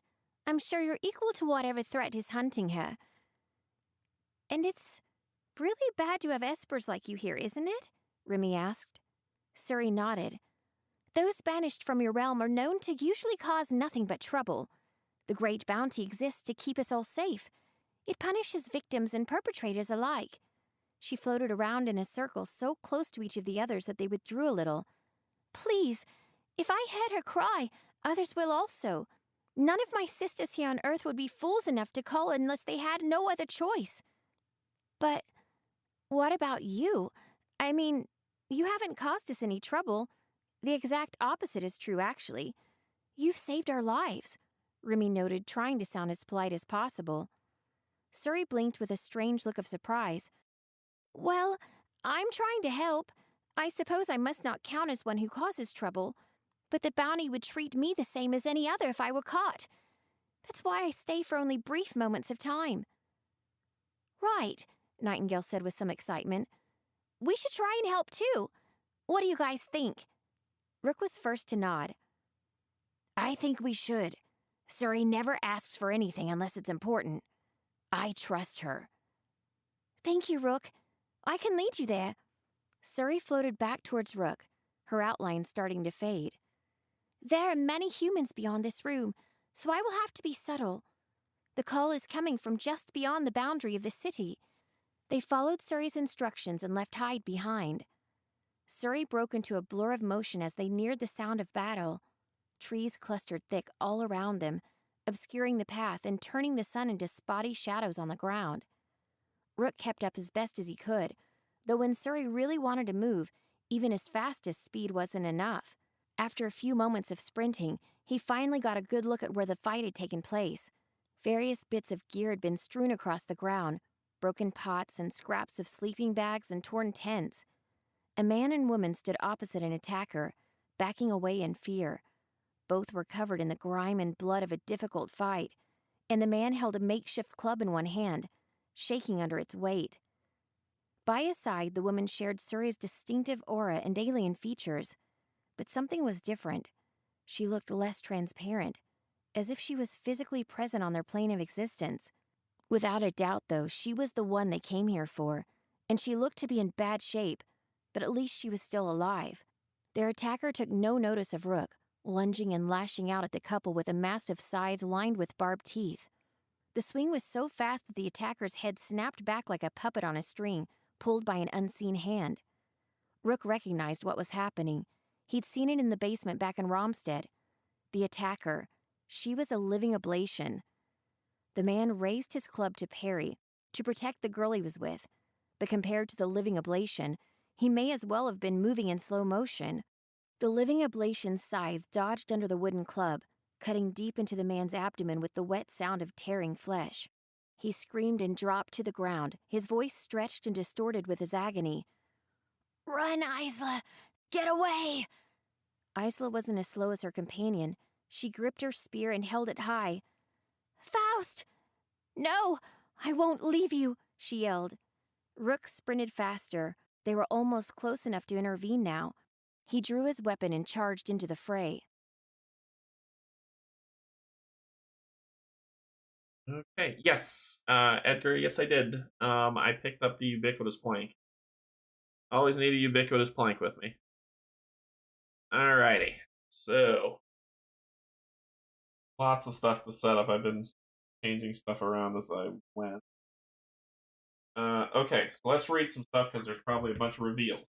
So it says, across from you, a living oblation is flanked by two animate. It looks like she summoned a spirit blade. They are closing on Isla. Her friend Faust is bleeding badly from his wounds. You have to move quickly if you want to save either of them. So it says, important, do not clean up this encounter after finishing. All encounter tokens left at the end of this previous encounter remain on the board. So we've got 35, 41, 43, and 45. One blue objective token, which is there. One random loot, which we're going to shake up for right now.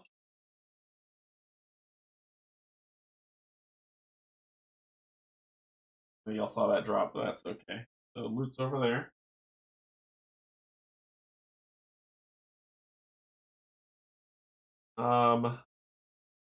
Okay. End conditions.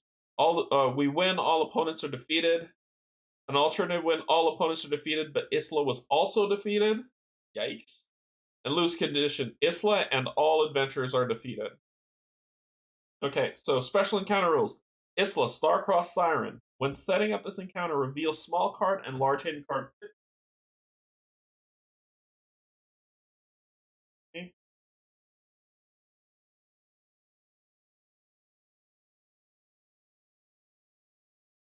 Sad I'm missing two, but Sure, there are other streamers who have gotten this stuff working, so they'll have it.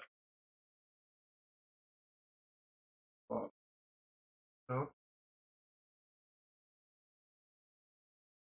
no. Star-Crossed Siren. Faust, Isla said, do you regret what we've done? She looked uncertain and a little afraid. Of course not, Faust replied. I'm happier than I've ever been. What's the point in living forever if you can't be with the one you love? Isla smiled. The light fell between the trees as the afternoon sun moved across the forest canopy.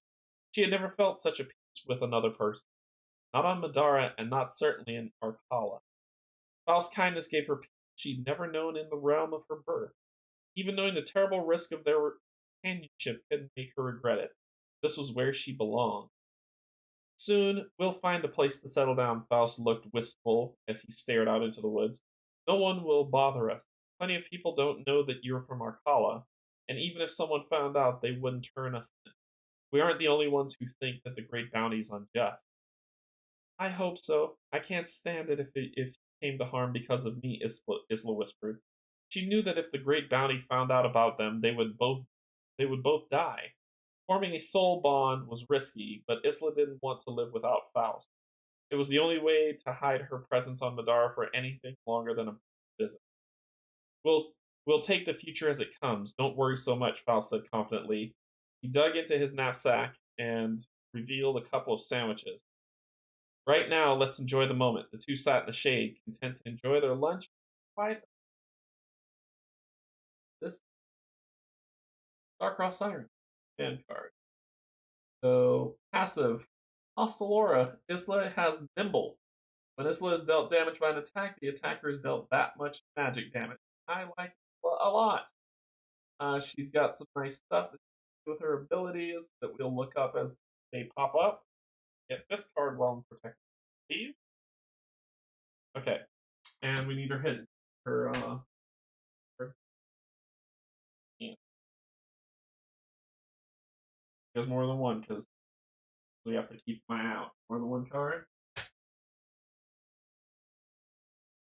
I'm running out of these tiny sleeves. These ones are the ones that came from Fantasy Flight Games, and they're perfect, but I can't, they don't make them anymore. So let me know in chat or in the comments which sleeves you use because I need more. But these ones just fit so perfectly. So this is Isla. That's her. Okay. Read on. To access Isla's initiative and command combatant cards. During the encounter, any adventurer may also play Isla using her command combatant card. She's on our side. Then we've got making a break for it. When setting up this encounter, after dealing the initiative cards, move Isla to the front of the initiative track. Okay. Cool. Okay, so she's first to go. Get these to read what's that. Bleeding out. Faust has been wounded and needs medical attention quickly. At the end of every round, add a timer token to the back of the initiative track. At the end, okay. At the end of this encounter, make a note of how many time tokens were added during this encounter. So Faust has been wounded and needs medical attention quickly. So, do I heal him? Ah, supposed to be these.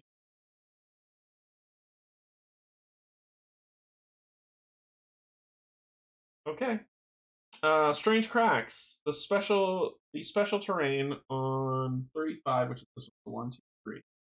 Has no effect. Encounter Esper Spirit Blade. What the heck is that? I have to look that up in the rulebook. Is there an crack or cracks? You're not exalted. Yes.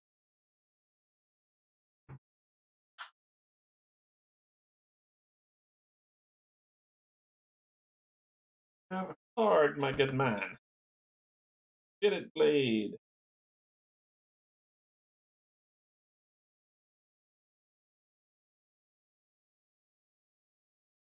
Intelligent opposing Esper. There you go. Okay.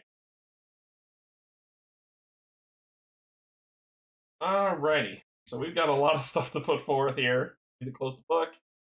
Let's see. The when Isla or an adventurer moves adjacent to token, read the hidden text. There's a red objective token, so something's popping out, and then the loot stuff that's on. All right. Yes. Here. Here. Keep me honest, because I'm not gonna remember every single stinking thing. Okay, so we've got animates. Now remember, live an ablation ability. Okay. So animates. Now remember, I am not going to uncommon. I am sticking with what's there until uncommon is not coming in until chapter 4. Yeah, uncommon right now. So it's normal, normal, normal, normal, common, uncommon, rare. All right. So we are in common territory, which is just a regular animate. Animate's upgraded uncommon. We have a living oblation, which is this. For Dark Majesty, the living oblation has nimble and an SOI of 6. You are insane. And here goes her kill me. Is there an opponent adjacent and an ally within 6 spaces? To do that, swap places with the farthest ally, so she's popping down. Is there an opponent within SOI? This figure has at least 10 damage, and this ability has not yet been used. Use Exalted Esper, Amble Mock against all opponents. Exalted Esper. Oh, God. Okay. When that comes, I will show this card. Okay, then it says, is there an opponent within SOI and this ability has not been used as a counter? Use Exalted Esper Menos. So she is just a summoner. Okay. Against the opponent with the most damage within SOI. Are you summoning anybody else? Okay. So, is there an opponent within SOI and this ability has not been used as a counter? Yep, did that. Then is there an opponent within SOI? Cast a spell 6, prioritizing the opponent with the highest total armor value. Roll 2 purple, 2 orange, and 2 red. Deal 1 magic damage per book rolled. Then cast the spell again, prioritizing the opponent with the lowest total armor value. 4. Is the encounter Esper alive on the board? Take a turn with the listed encounter Esper Spirit Blade, which I'll show you that. And okay, so the Spirit Blade works based on what she's. Okay, so Spirit Blade, Phantasmal Sword. It has nimble, flight, and resistance to physical damage. Here we go. First time each turn it successfully dodges an attack, and the current action and all abilities. Then the Spirit Blade moves up 4 towards the furthest enemy, and then makes an attack. So it gets to dodge. Good, great. All right, now I'm watching this top corner. I'm watching the top corner, seeing if it says fragile, and it doesn't, which means its health is 30, its defense is 13, its movement is 4, armor 0, and it rolls red dice. Okay. All right, and I need the limited card. Spirit card.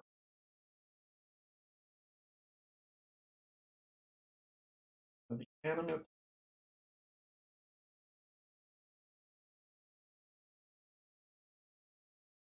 And where are you? Where are you? Living Oblation and Spirit. Spirit Blade can go twice. Yay! All right. So all these together.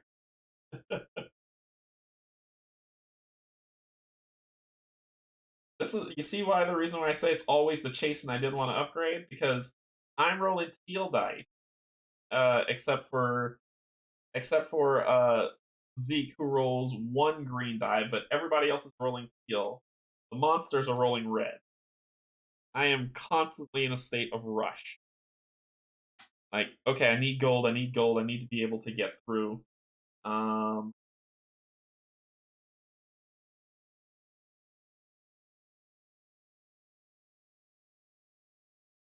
So I think this is probably I'm gonna see, but I think my idea of just making this common should be normal, normal, common, uncommon, rare.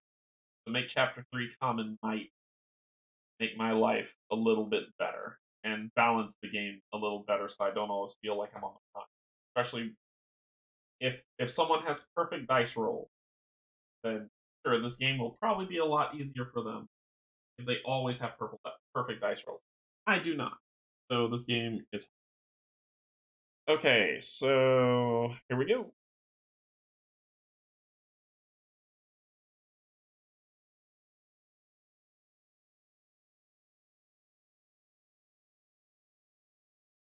Right, so we got Remy, Zeke. Oh no! Why are you doing this? Sorry, 1 second. I have it. I need to adjust this. I have it open so it doesn't move it a little bit more. It's right over the vent, so it should not be cutting off. Spirit Blade, Isla, Animate, Nightingale, Rook, Living Oblation.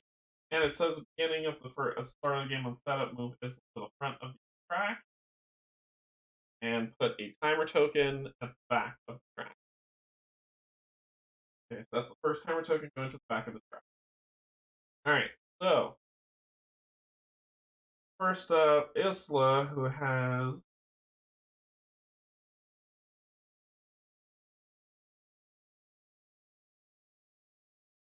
man.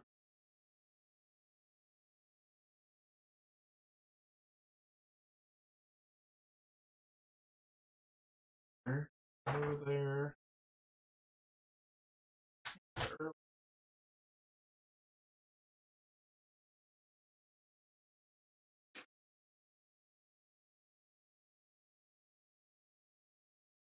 I'm not going crazy. My cubes have a box of cubes and I can't find them. Go on. Oh, there they are.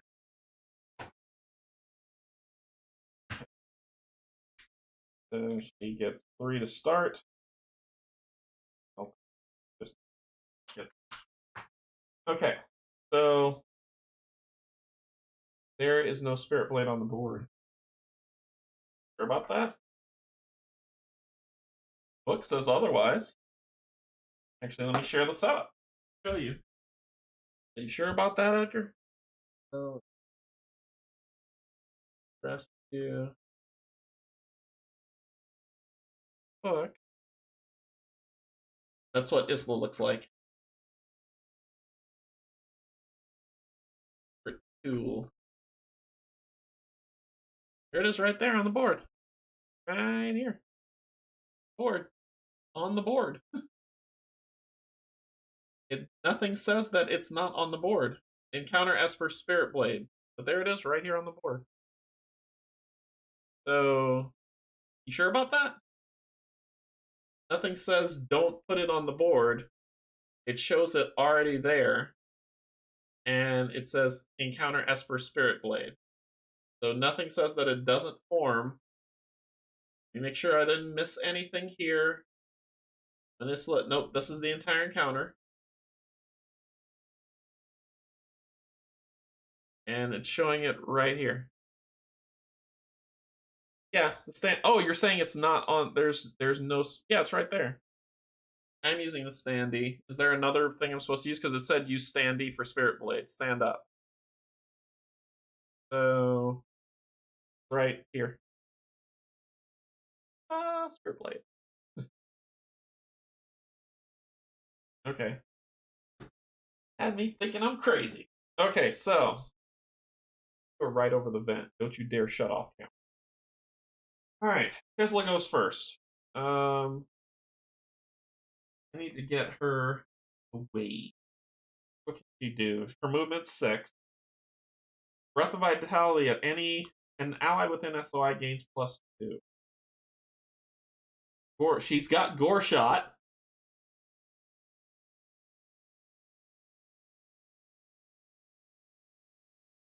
Goes right through your armor. So she can gore shot for free. She has 18 health.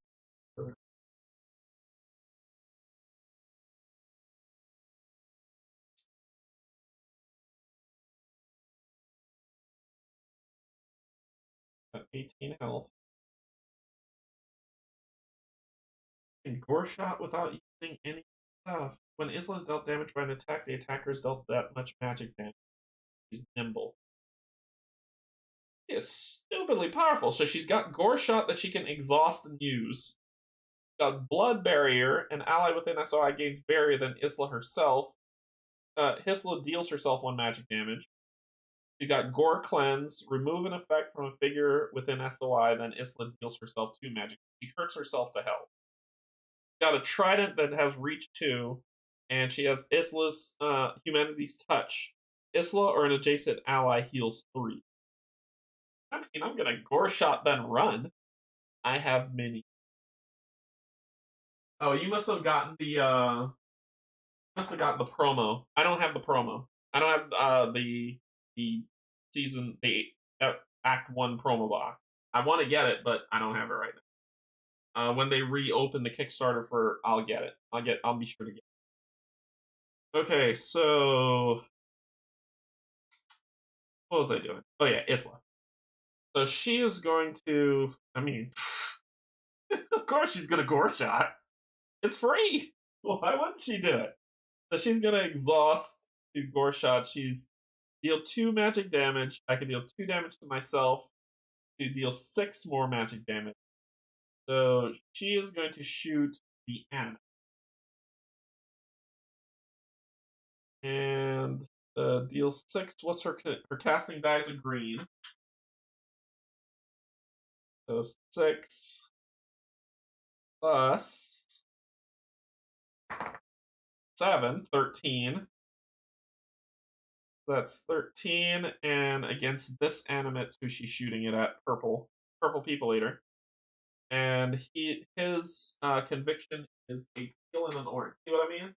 His conviction is a teal and an orange, which is what I roll to attack now. I'm just letting y'all know it's one-sided. Anyway. 8, 9, 10, 11. 11 on 13. That's a miss, champ. And she is going to take that extra 2 damage to make it 8 damage. That you don't block. Because you don't block that stuff. 6, 7, 8 damage purple. Then she is going to run like the wind. So this thing says if she gets close to it, it triggers. She's going up. So she'll use 1 move. 1, 2, 3, 4, 5, 6. Another one to go 1, 2. Another one to go 1, 2. That will end her turn. Okay, Remy's turn. Help her friend. Remy's going to use 1 to move. 1, 2, 3, 4, 5, 6. And prep for when they come.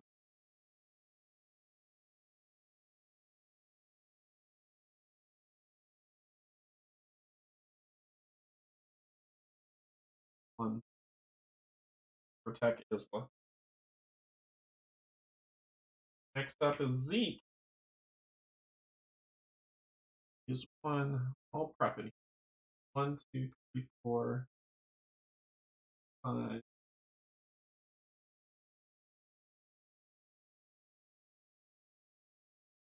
Self there. Spirit Blade. You're moving to forward. Is there an opponent adjacent? Nope. If this figure that spawned, if the figure that spawned the Spirit Blade, if the figure that spawned the Spirit Blade alive is alive and have damage and has damage equal to at least half of their maximum HP, no. Otherwise, move towards the nearest target, then make it a melee. 1, 2, 3. The animates. Change of prediction. The first time each turn the animate hits with an attack, follow up, make another attack within the same range and damage type. Heavy cleave. The first time each turn the animate makes an attack against an adjacent opponent, it will empower the attack. Cool.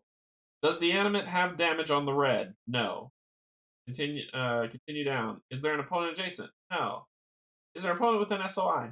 No. Can it move and attack an opponent within range 4? It moves 6. Yes, it does. Yes, it can. And then it's going to make a range attack. 4. And it says the first time each turn the animate hits with an attack, follow up. Okay, so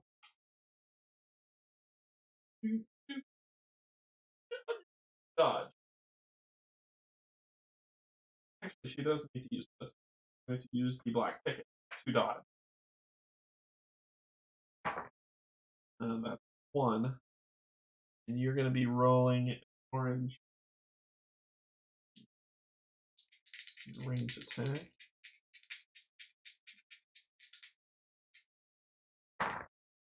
That is 9. 9 is a miss, my friend.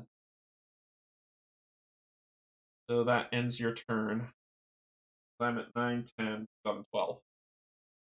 So that ends him. Are you hurt? Yep. Heal 2. Then can you move 6 to get within 4? Yep. 4. There you go.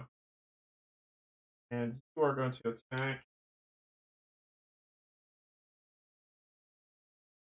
Going to dodge. Before rolling for a dodge, if the attack misses, gain an SP, which I would have done last time. Sorry, thought I had 2. Then I'll keep forgetting about gauge. So I got 3 more on that. What do you got? Got 8. 8 on my 9. 10, 11, 12, 13, 14. So no follow-up for you, my friend. No follow-up. Okay, so that animate. Nightingale, who can move 9. Or 1, 8. Have to get here. I can hit you. 1, 2, 3, 4. 7. Yep. Because my range is stupid. My range is 6, 7, 8. Alright, so she is going to attack. I don't have anything that lets you dodge. You don't. That's adjacent, it will empower. Okay, so she's going to attack. 2. And then she's going to do some boosting stuff. Ugh. She's going to re-roll. Reroll a 3. Come on. That's embarrassing. Okay, so then she's going to use her ability. Counter. Give herself 2. Give all her buddies 1. You get a 1. 2. And then she's going to try this shot again.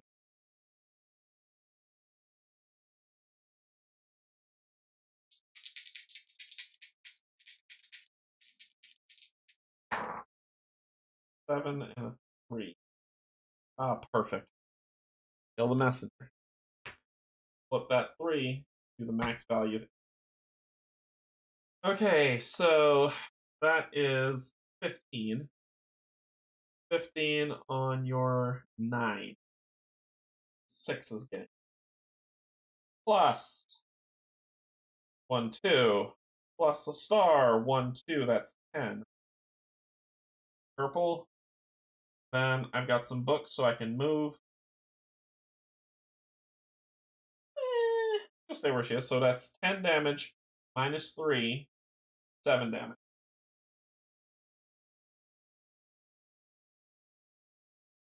So you are at 13 of 18. This seems very balanced. All right. What do you want to do? Well, and you'd be minus 1 because of you are tainted. I'd use the plus 1, make it 14 of 18. So it just needs 4 more damage. I can attack again to see if I can kill him, but I don't know if I can.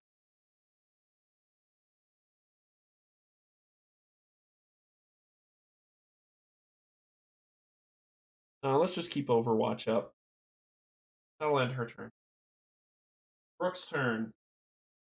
Rook is going to move 1, 2, 3, 4, 5, 6. And SOI Courage. Yes, please.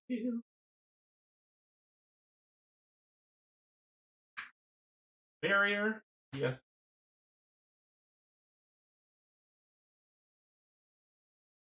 This. Let's move. Well,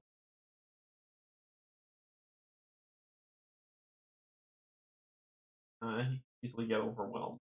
And Remy's there to burst attack. So that'll end. Living Oblation. Is there an opponent adjacent? Is there an opponent adjacent and an ally within 6 spaces? No. Is there an opponent within SOI and your SOI 6, right? So 1, 2, 3, 5, 6.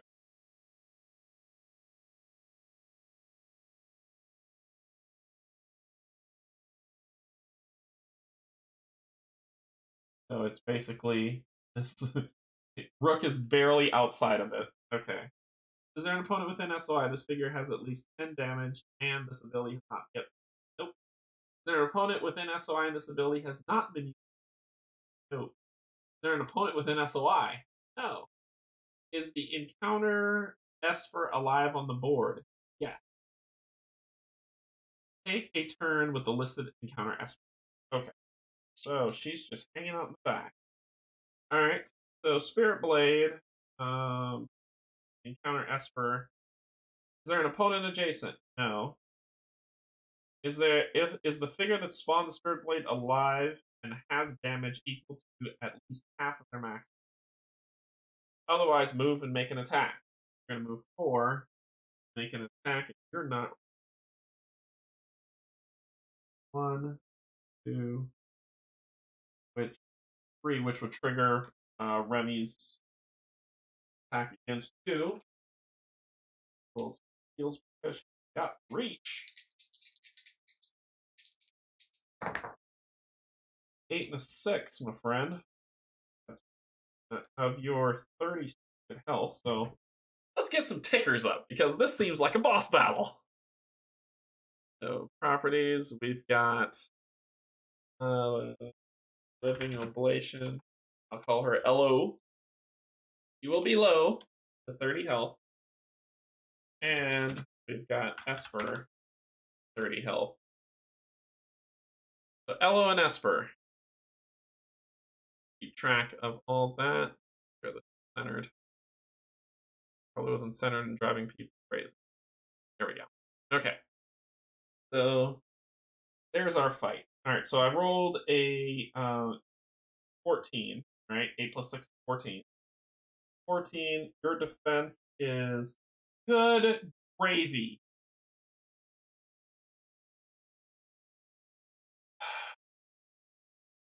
Good.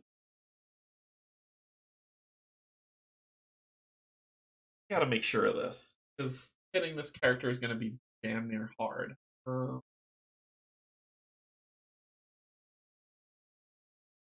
let's go to summoning, right? Gotta go down to the table of contents.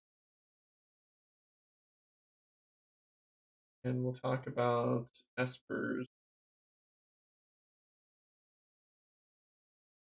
Espers is on page 69. 69. Okay. So enemy opposing espers represent espers controlled by adversarial summoners. Opposing espers will start on a board during setup, or might also be summoned using the AI printed on the corresponding summoner's intelligent card. Counters with a summoner who might summon an opposing esper, blah blah blah. Opposing espers use scaling icons just like loyal espers. Scaling icons are calculated by simply the maximum stats on their corresponding summoner's intelligent combat card. So your shielding is ridiculous, right? Let's find where those stars are. Here we are. This is what I'm looking for. Scaling icon. So if the stat in question is combat dice, the combat card will use the adventurer's current equipped combat dice. This includes any abilities that passively change these dice. I'm looking more for defense. If the stat in question is defense, the combat card will use the adventurer's base defense, usually 9, plus any type of increase bonus to defense their equipments give. If the stat in question is health, values determined there. Yep. So this is what this is like. 13. 13 is the blade's defense. 13. So I rolled a 14. So I got through it barely. So I got through it barely with that. So 14, 13, so that's 1. Plus 2 shields, 1, 2. Plus a star, 1, 2. That's 5 damage coming through. It doesn't have any armor. So Mr. Esper is going down to 25. Wow. Okay. So 25 for the Esper. Alright, then it's going to do its attack. Let's see. It's just going to do a regular attack with 2 red dice. Huh.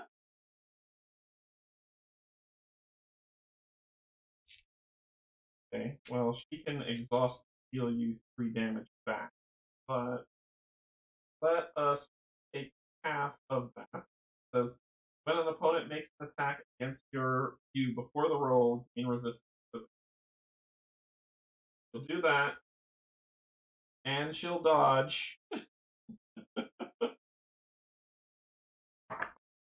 Oof. Snake eye. Okay. Got forebode, just in case. At any time, reroll any dice except the black that you rolled or that were rolled against you. So she's got forebode if she needs it. Here we go. 9, 10, 11, 12. I have 9, 10, 11. And it would do 3 extra damage to me. Means I would only take 1 damage. Half. Not bad. I want to counter you so bad. I want to make you re-roll that die. I think I'm going to make you re-roll that die. I'm going to make you re-roll this die. There we go. So I dodged. I did dodge.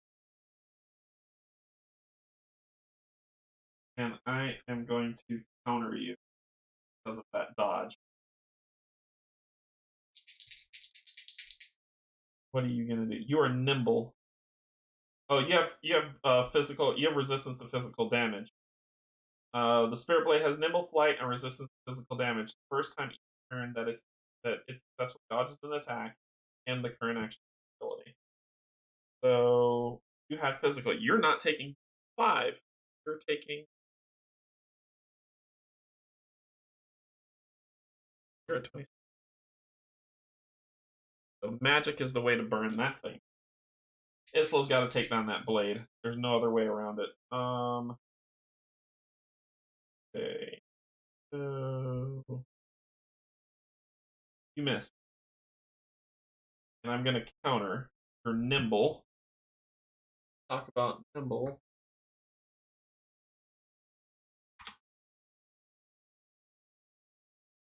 Nimble, nimble, nimble. I always have to look this stuff back up.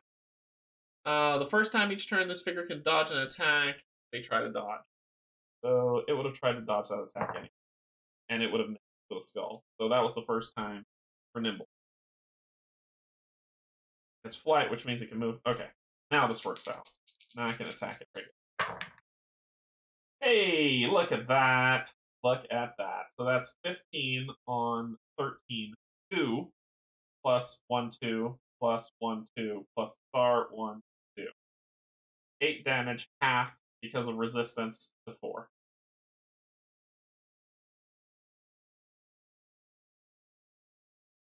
So 4 damage on you would take you down to 23.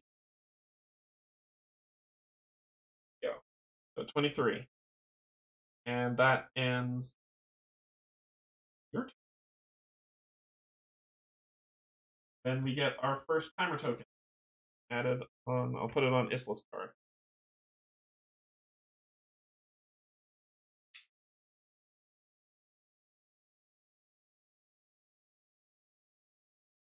So Isla's got to take out the Spirit Blade. No two ways around it. But it rolls 2 green dice. Are you kidding me? Sure, whatever. We'll get the green dice ready because that's a lot of that's going to be happening around. I feel. Okay. All right. So we've got Isla first, then the animate, the Spirit Blade, Rook, Zeke, Nightingale, Remy, Living Ablation, and the timer. All right. Animates, I'm worried about, but not as much as this. So you, the lady, you're going to cast Gore Shot at Spirit Blade with a 6 plus 8. Okay, so that is 14? 14, right? Right? Yeah, 14. So that's 14. It's going to try to not take any damage.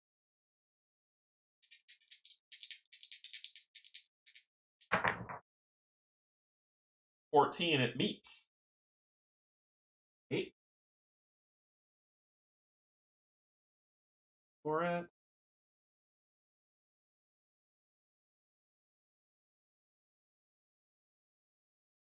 One, you.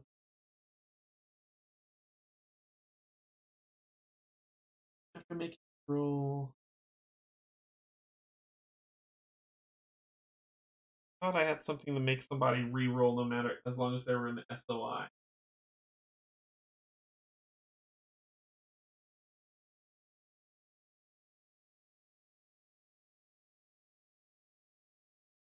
At any time, an ally within the SOI may do one of the following: filter, reroll, any dice.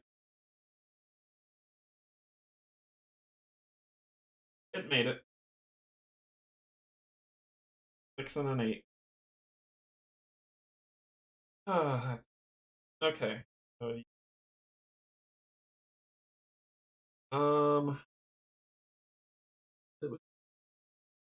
yes, it is. We can spend 2 to do a trident attack.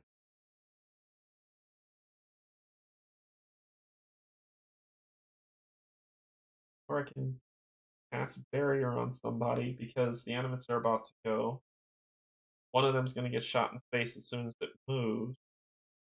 The other one, though, probably going to go for Remy.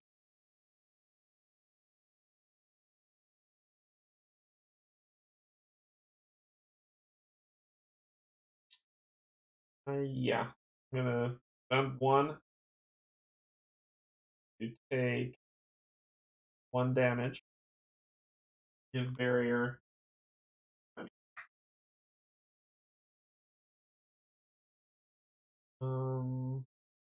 Then I'll spend 2 to do an attack reach 2, which is the Spirit Blade. It'll be -1 because it's going through somebody. And I rolled 2 reds. It's nimble. It's going to try to dodge. Got a 3 for on it. That is 12. 12 on 13, 14, 15, 16. So, and turn ability and all abilities. Then Spirit Blade moves up to 4 towards the furthest opponent, and it makes an attack. Like you're going to get break attacks as you do this. So break attack from 1. Actually, you're getting break attacks from 2 as you move. So, nothing. And the break attack for her. 10. And then it's going to attack 2 reds. He is going to dodge. It says each turn. Symbols. Yep, so it can dodge. It's still its turn. So he's going to try to dodge. Okay. Going to attack. That is 12. 9, 10, 11, 12, 13, 14. Miss. Then he's going to counter because he didn't do that. He's getting a heal and a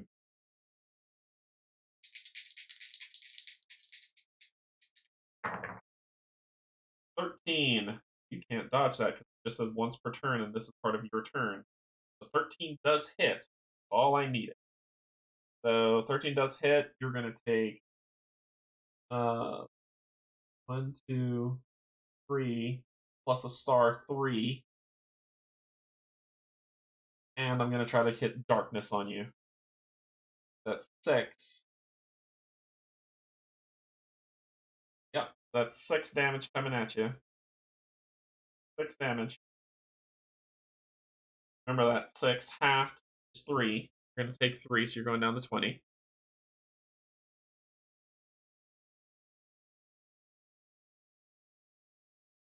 Okay. Then my follow-up is inflict darkness, force 9 plus difference, so 15. You have to resist 15. 13, you do not. Dark, dark. Let's see. You are, yeah. Doesn't say that you can't be. So you got darkness on you. You have -1 defense, and you may not dodge. Man. Okay. So that's Isla's turn. Oh, that was a nightmare. Okay, the animate's turn. Red animate. Heal 2, you're not hurt. Is there an opponent adjacent? Nope. Is there an opponent is in sphere of influence? Target rich environment. Is there an opponent within SOI? Yes. Cast spell 6. White die mod. Let's see. Cast spell prioritizing the opponent with the lowest conviction value. Your conviction is white. Your conviction is heal. Your conviction is white. Your conviction is. Oh, you can't hit her. So you're gonna go up against Remdog.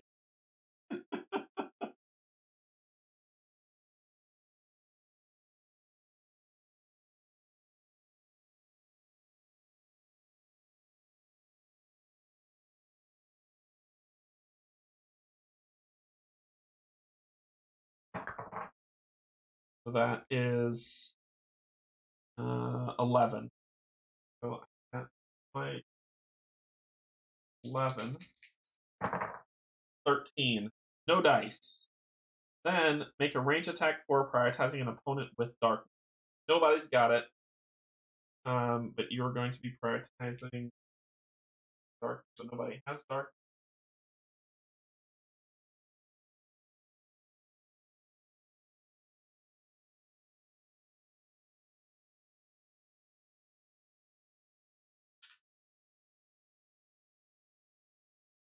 Okay.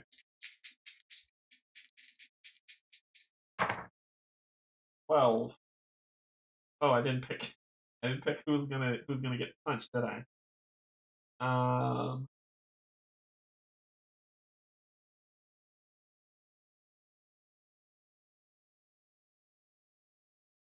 let's see who's gonna get the front of this. 1, 2, 3, 4, 5, 6. Be hitting Zeke. So that's 12 minus 1, 11. So that is 9, 10. So 1 gets through, plus a star, plus shield, and a book. 4. I reduce 2 physical damage from ranged attack. So I'm just going to take 2.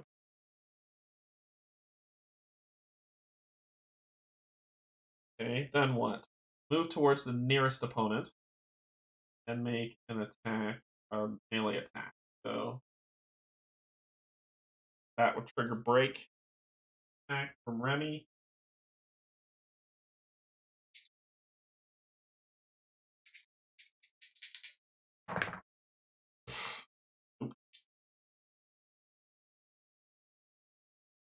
Oh, sorry. First time each turn here. It didn't hit with a spell. The first time each turn animate hits with an attack. Did hit Zeke with an attack. It does a follow-up of doing another attack of the same type. Which is 6, 7, 8, which is a miss. Then it will move 1, 2, do the break attack, which failed horribly, and then it will make an attack against the opponent with the most damage. The only person that you're next to is her. Okay. 7. Miss. Next dude heals 2. Their opponent with an SOI? Yes. Cast spell. 11.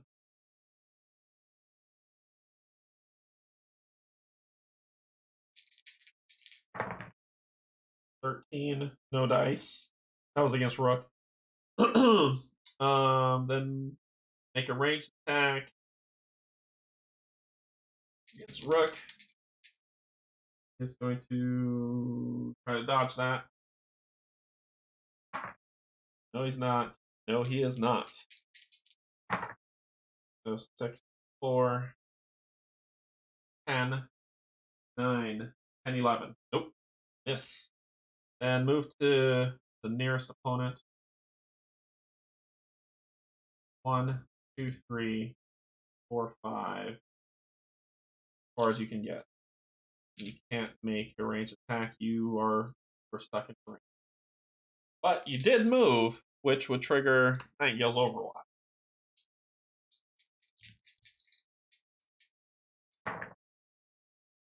Oh, that is yummy. 15. 15 on your 9, which would be 6 plus 2, 1, 2, plus the star, 1, 2, 10. So she kills you. Did get to move and do some damage. So you died. Shoot. Got to be for comment, so it wouldn't have upgraded.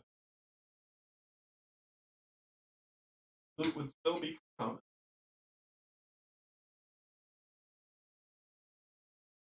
So what we had before would stick. Stay for comment. Okay. Shuffle this up.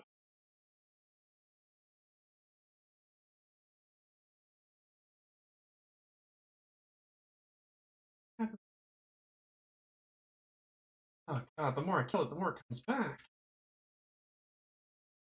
So, gotta get to this living oblation.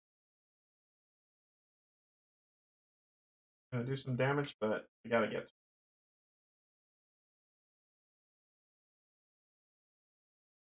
it. Alright, so what do we get? We get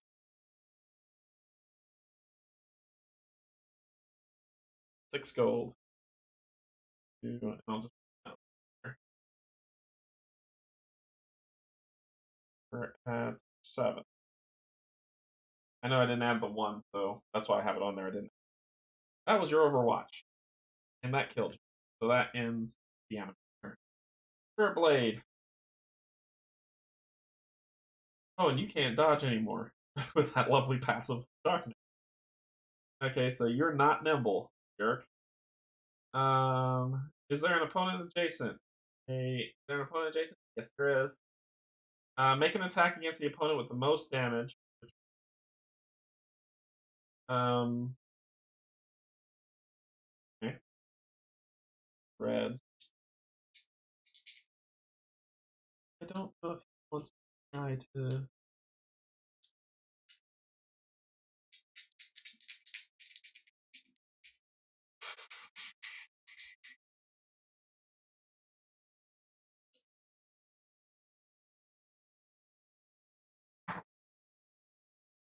Whatever helps.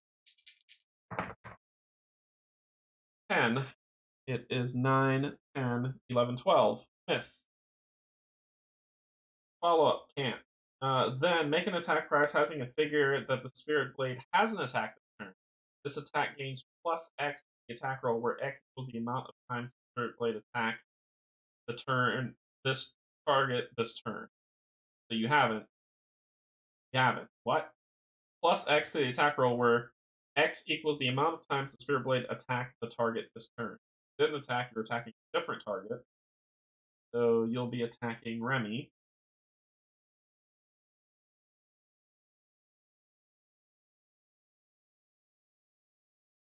Okay.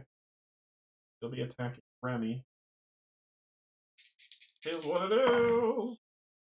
9, 10, 11, 12. 12 on my 9, 10, 11. So you're going to do 1 so far, plus star 1, 2, plus shield 1. So 4 damage. My thing blocks 2, so I'm going to take 2 damage, but I'm going to exhaust the barbed breastplate. Hit you back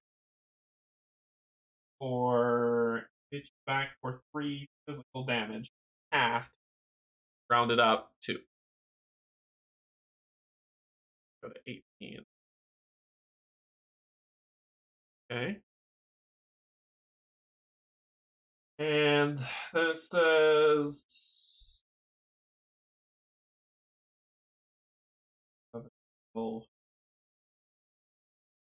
11 plus 1. Sorry. Then continue down. If the figure that spawned the Spirit Blade is alive, has damage equal to half. Then so nope, that does not happen. Otherwise, okay. So that ends your turn. Rook's turn.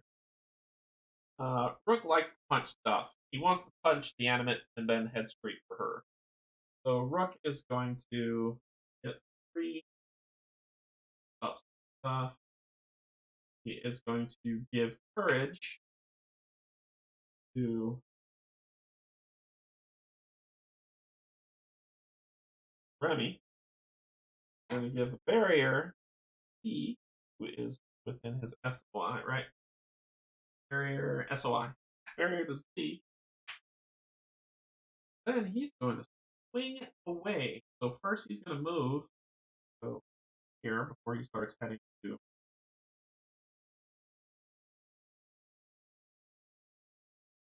handle.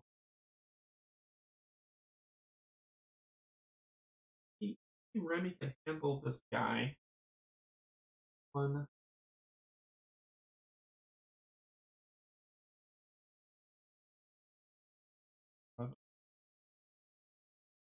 I'll let Nightingale move down. 1. Let's hit.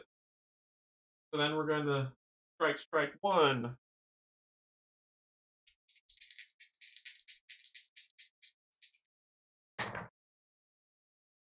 Is 12 on your 9. 3. So 3 and star 1, 2 plus 2. That's 7. Minus 3 shielding, so that's 4 damage going on you. And he's going to do it again. Oh, plus 1, 5, sorry. Come on, passive. He's gonna do it again. Oh, thank you for the rolls. 15. 15 on 9 is 6. Plus 4. 10. Plus 2. 12. Wait. 15 on 9 is 6. Plus 1, 2. Plus 1, 2. Plus a star. 1, 2. 12. Well done. Ah! Okay. It's still alive. It is still alive. It's still alive, folks. Not dead yet. Oh, plus the 1 damage. It is dead. Plus the 1 damage. Ah, I forgot about that. Okay. Right. Let's go with this possibleness.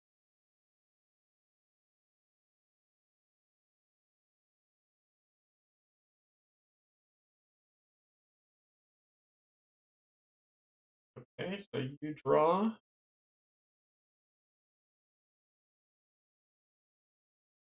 Six gold. Gold. In. Way more than that.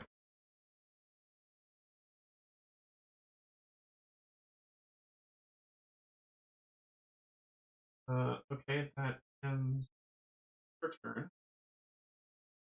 Zeke's turn. 3. Now Zeke is going to spend 3 to onslaught.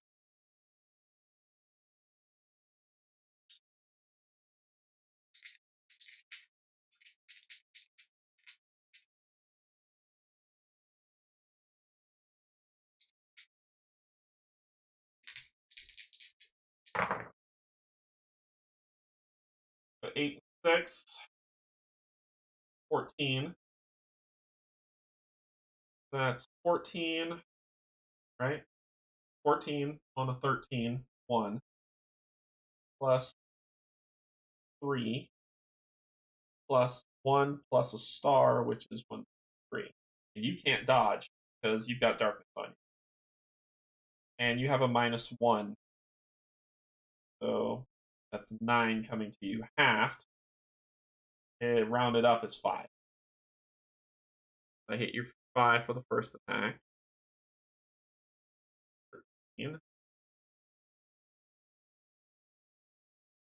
Okay, then he follow up attack again.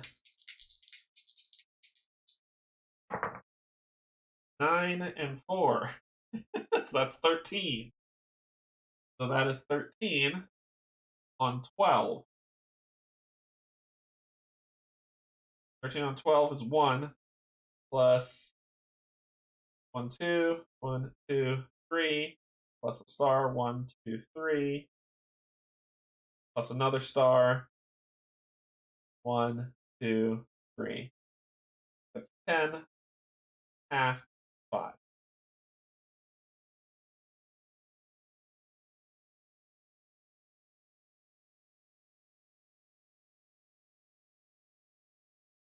It's 8, right? 8, 5, 13. Yes.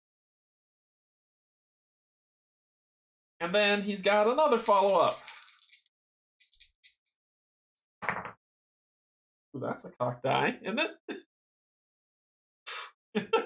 So yeah, I gotta re-roll it. Here we go. So that is 6 and 8 is 14 on the 12, 2. 3 plus the 1 for courage, 4. Plus a star, 1, 2, 3. Plus another star, 1, 2, 3, which is 12. Half 6.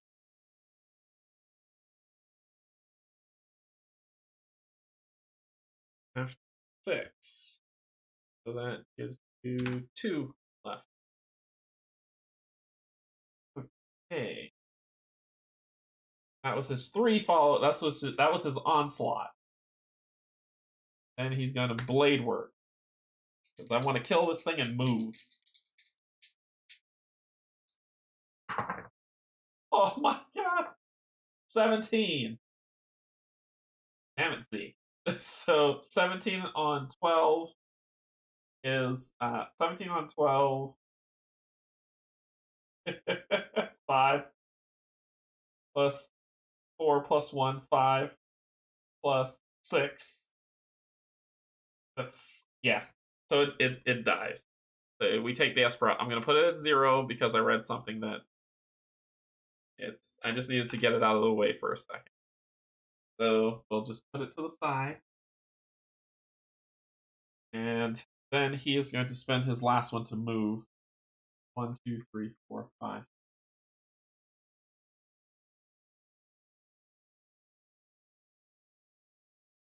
Yeah. Yep. Yep. Now end turn. And I think I get something for being that Esper. I think. I don't know. Does anyone know? Do I get loot for beating the Esper? I'm gonna pull one. I won't add it until I hear back. I'll have to.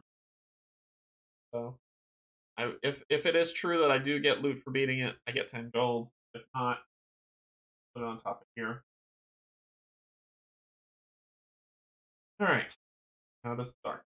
Well, I'll keep the card there. So Nightingale's turn. 3. Time to move 9, lady. Wait. 2, 3, 4, 5.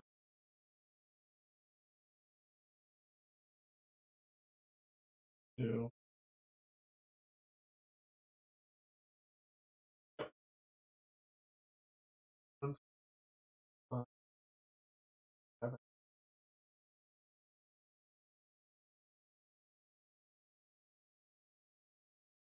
4, 5. She is within range. That was my movement. This is my attack.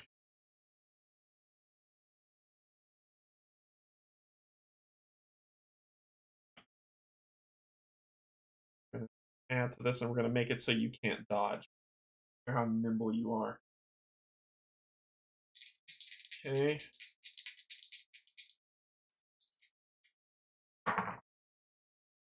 That's the 6 and 8, which is a 14. 14 on your 13. That does hit. One's going through. Plus 2 shields, 1, 2. Plus 1 star, 1, 2. 5. You're going to take 5 damage. You are not resistant. Go down to 25.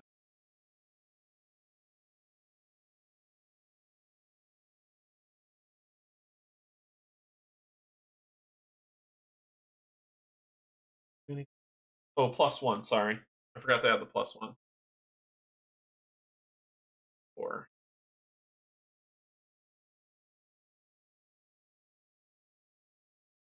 Um,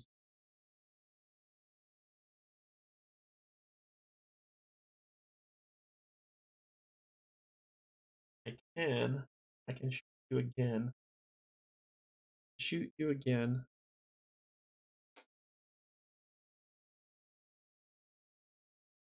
Hangover elixir. Bulb's not really going to get it right now. I could do haste. In a haste token. I think I'm going to flip this to gain haste.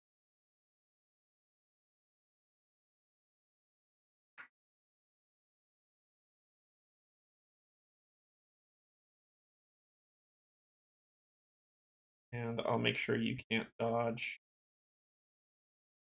And I'm going to use the hangover elixir to shoot you again.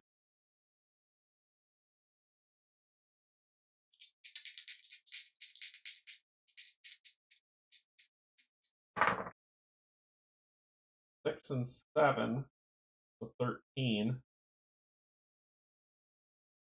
I do hit, but I'd only do 2 damage to you. I want more than that.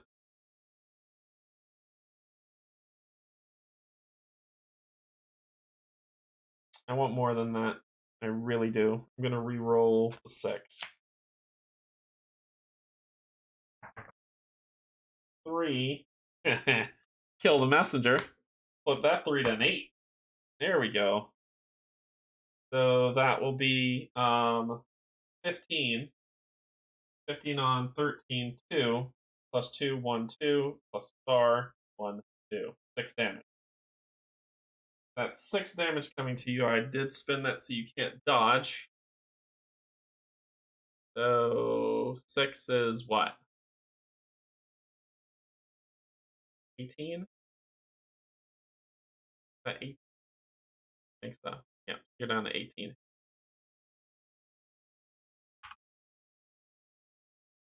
Okay, so you're down to 18 health.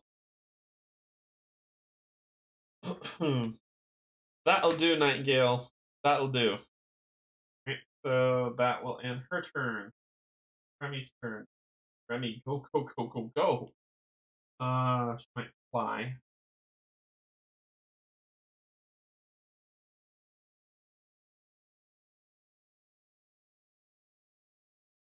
Too cute.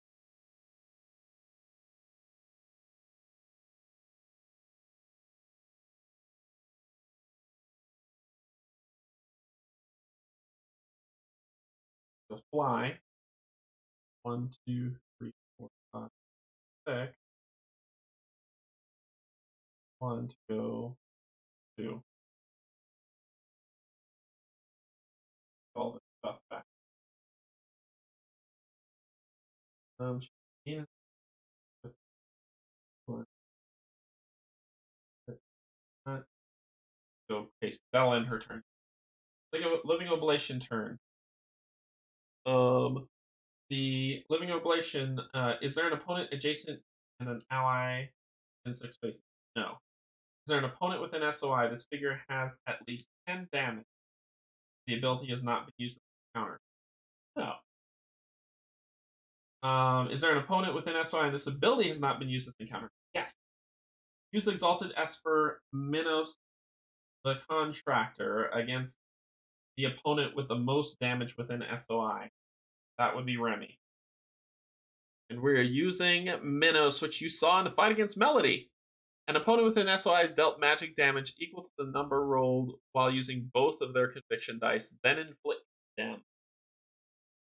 So, magic. An opponent within SOI is dealt magic damage equal to the number rolled using both of their conviction die. Her conviction die are white.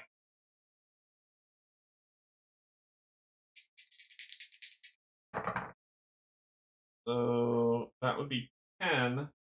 At any time, reroll any dice except black that you rolled or that were rolled against you. So you mode, roll that 7.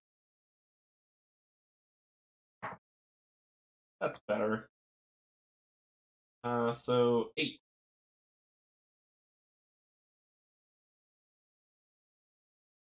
Or leaves me at 9. Nope, not 9. So it would be 8. 8 of 12 be 4. Leaves me at 5 health. Wow, that hurt. That hurt bad. Okay, and then inflict them.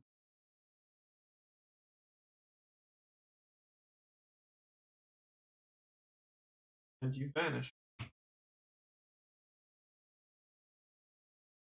It doesn't say continue down, so that was you. Alright.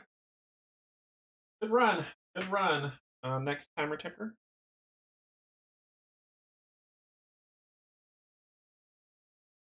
Oof.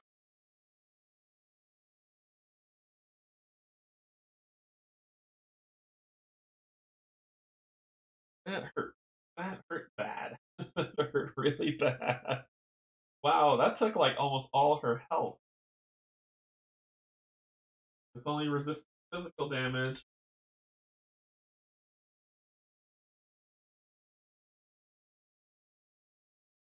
And missed. Yeah. Oof. Magic hurt.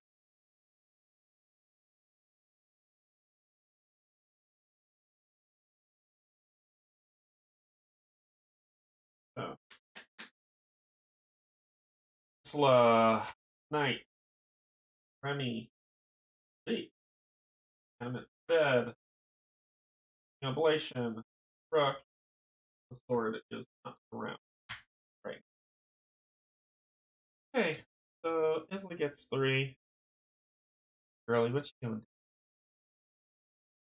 Ally within SOI gains +2 at SP. That was Nightingale, but I need you to give that to. I can do Gore Shot. Yes, let's move. 3, 4, 5. Can we heal somebody? Ally with Humanity's Touch. Isla or an adjacent ally. No, can't. What she can do though is you have to be in your SOI. She's not within SOI to cast Gore Shot.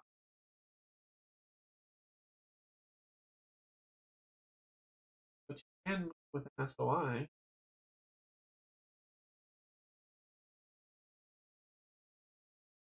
But then put her in SOI. Do the Gore Shot on, which will do. So now you're in SOI. She's going to use Gore Shot. Brain. So it's 7 plus 6 is 13. Your conviction is 2 points. 12. That's a swing and a miss. I'm going to take 2 more damage. Make that 6. An additional 6, that's 8. 8 more damage coming at you.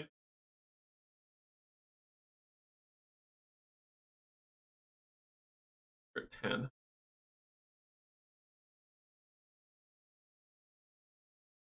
And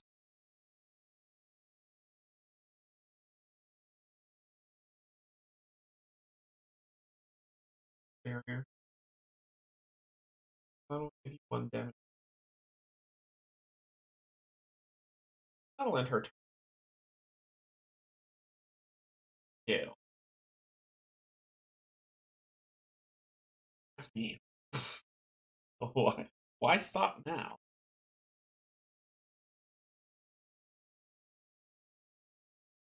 Why stop now? So Nightingale is going to do what she does best, and you can't dodge, little Nancy. So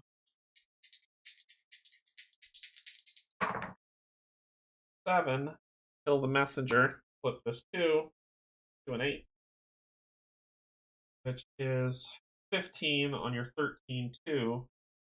Plus a star, 1, 2, plus 2 books, 1, 2, 6. Take you down to 4.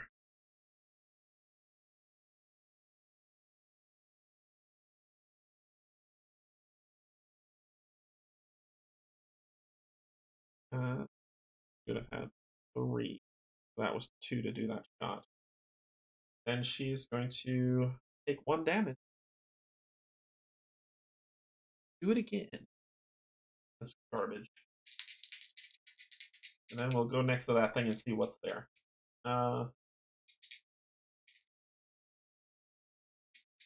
and she's supposed to gain 1 SP. Actually, she doesn't need to do that. On her status update, she would have gained 1. And do this so you can't dodge.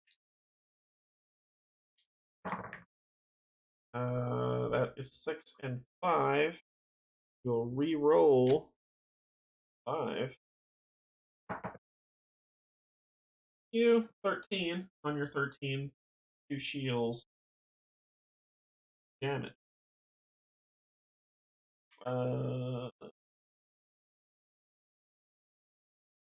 Yeah. Shields 2 damage. So you have 2 health left.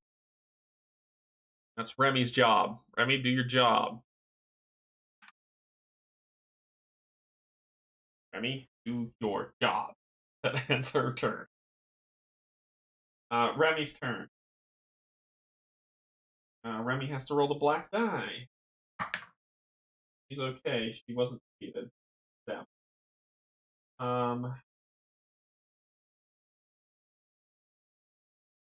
Three, 2, with attack. You get to dodge because you're nimble. Woo! Okay. Probably might not work well. I'm gonna. Nope, I can't reroll the black die. Can't This is gonna be a hard hit. This is a 7. They lose courage. Ah! They lose courage. 11. Courage. Then she will attack again. This time, plus.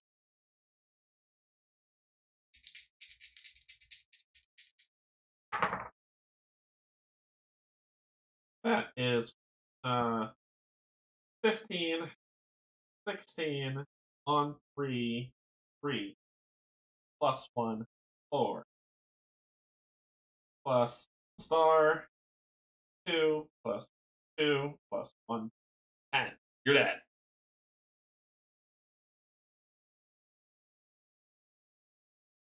Oh, that is not what I. Ooh, that move? That moved my screen? Sorry. Oh, oh my gosh. Okay.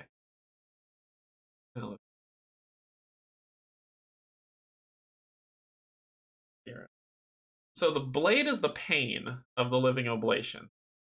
Blade is the pain. So she's out. See if I'm supposed to read something if she's dead. Because the blue token said when Islar and Adventure moves adjacent to the token, read the following. So, win condition: all opponents are defeated. I don't know if all opponents are defeated.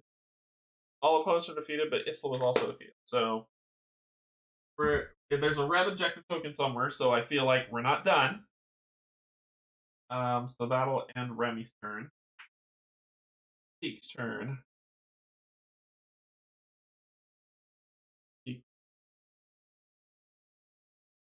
1, 2, 3, 4, 5, ending adjacent to the blue. All right, so let's see what happens here. Because there's a red objective, so something's going down. The ground exploded, sending rocks in all directions. Spawn an Earth Loa on the space this token occupied. Fantastic. Flying-tastic.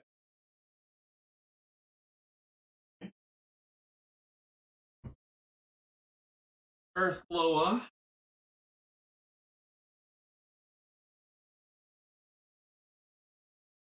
Paint these next. I painted the Water Loa, and I haven't used a single one. This is uncommon, so you're not Corellian. We're not uncommon, we're common. Gotta keep that in mind. We're common.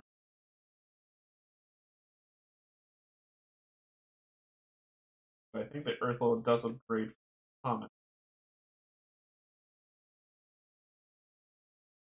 Back class. Yep. Cardinal Earth Loa.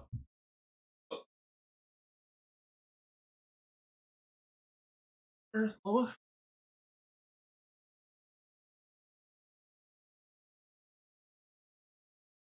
Boom. Good thing I did not this thing appear first. I would be sad. Very, very sad. Alright, so Living Oblation. Oh, I didn't pull for the Living Oblation. I'll keep my 10 for killing the blade. And the Living Oblation gives me 9. So that is 19. So 10, 9, resist 12, right? Yeah, 30. 32 gold so far. Okay. Dead. Earth Loa goes.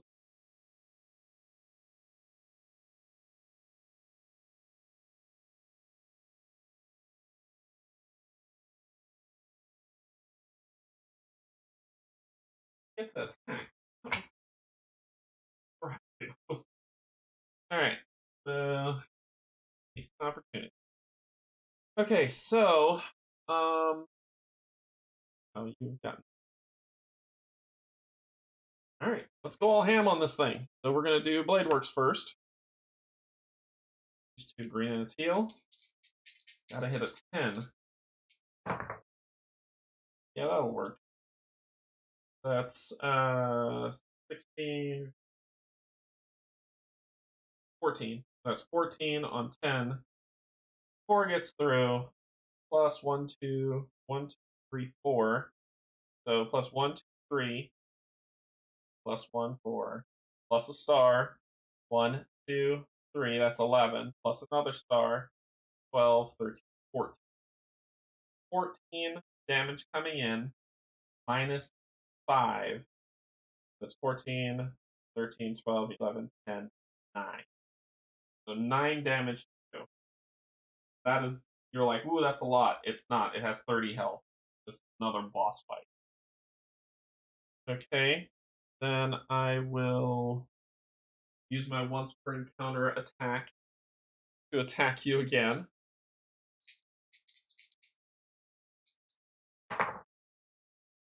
So that's 12.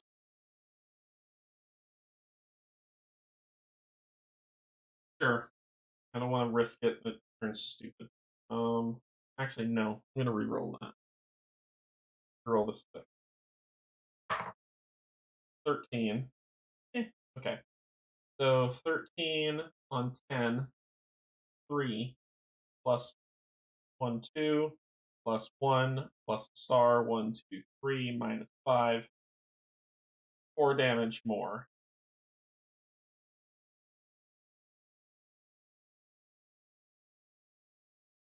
Okay. Not done yet. So I think we're going to turn this to Loa.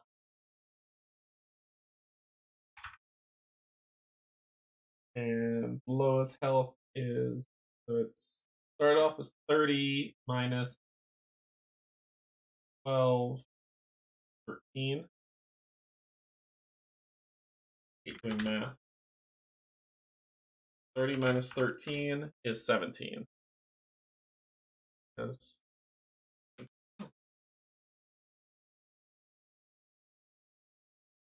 Okay.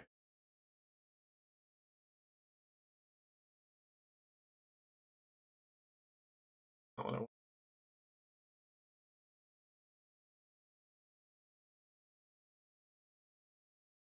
And we'll pull this up.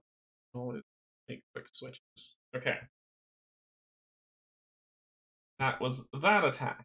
Now he's going to do his regular attack.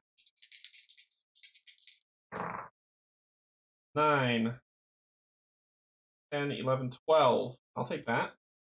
That's 12. I'm going to, when making an attack, this attack gains +2 physical damage, and it gets follow up. So that's 9, 10, 11, 12, 10. That's 2 plus 4 plus star 1, 2, 3 plus another star 1, 2, 3 plus 3 shields. So it's going to block 5 plus 3 shields 1, 2, 3. That's 8. So 8. 9 health. Will's got 9 health. Job, Zeke. Good job, Zeke. That is Zeke doing Zeke things, but it's still the lowest turn. So, is there another ally within SOI without barrier? Nope. Is there more than one opponent adjacent? No. Can it move? Can it move and attack an opponent within reach 2? Move to be within reach 2 of the nearest opponent, within reach 2, so it doesn't move up. Then make an attack and try to paralyze. So I'm assuming it's not going to be stupid to try to provoke a break attack. It's just going to attack. It's going to attack Zeke. Zeke is going to try to dodge that bad boy. So, woo, that's 4. So that is 13. What do we got? 9, 10, 11, 12, 13, 14. Ah! And he is going to counter because he can. The same dice. Counter. Oh no! 8. He loses courage. He did well. But he'll lose courage. He missed. Okay. You missed. You don't have a follow up. So, alright. That ends your turn. Rook's turn. Give courage back to T, please. So, Rook gets 3. Rook is going to move.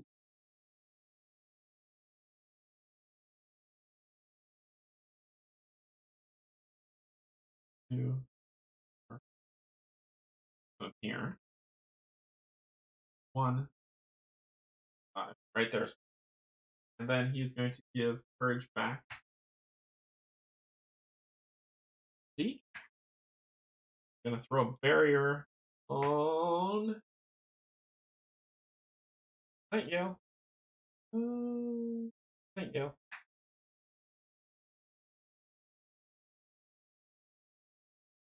What was he gonna do?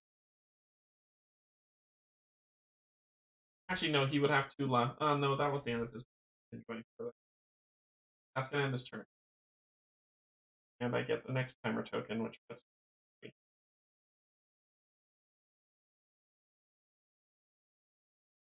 Oh. Up. Come on, we gotta end this. Gotta end this now. End it. Do it now. And it has to sit here until we play again. So end this. Alright. Here we go. Isla, Rook, Knight, Earth Loa, Remy, Z. So Isla, she is going to. I mean, she can kill it. Good. We need to help somebody. We need to help Remy. Isla's going to move 1 here. Gorshot's free, so she's going to spend 3. Heal Remy for 3.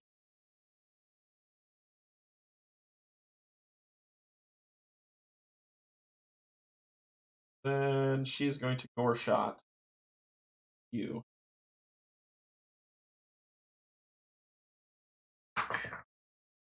That is 14. You're resistant. Your conviction. So you got to beat 14. That doesn't look like a beat of 14. That looks like an 11. So she will do. It will only get him down to 1. She's only going to do 2 damage to him. If she does 2 more damage to herself. Nope. So she will do 2 damage. Not blocked by shielding. 7. And that's all she's going to do. Rook's turn. Back. Going to encourage himself.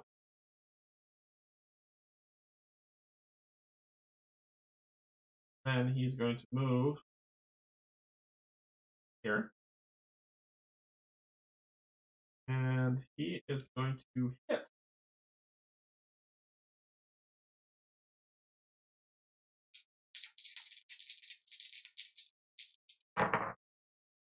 That's 7. That's 11 plus. So that's 11 on a 10, 1. 1, 2, 3, 4, 5, 6. 1, 2, oh, 1. 1, 2, 3. 1, 2. 1. Stars. 1, 2. And how much books do I have? Do I get some money? 1, 2, 3. No, I don't. So that's 9 minus 5, 4 damage. So taking it down to 3. Then he's gonna hit it again. Make it sound good. Make it sound good when it clicks. No, he's gonna hammer helm. Hammer helm. Wow. There we go. Same exact roll from last time. So 11, 1, 1, 2, 1, 2, 3, 1, star, 1, 2, minus 5, 4. So that kills Mirabloa. Oh, yeah. It was gonna stress me out. There we go. Okay.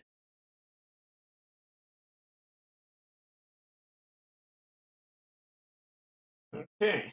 Come on.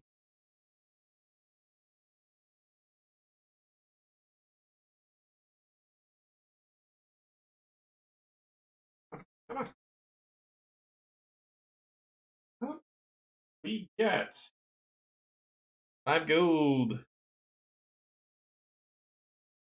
More gold. Up 37. Okay. That does that. Because there was. That's weird. There are no more. Oh, there's a treasure chest up there, but all opponents have been defeated. Yeah, all opponents have been defeated. So okay. Um. Okay. All opponents are defeated. Each party member gains 1 XP. I guess grip is coming, so I got 6. Everybody's got 6.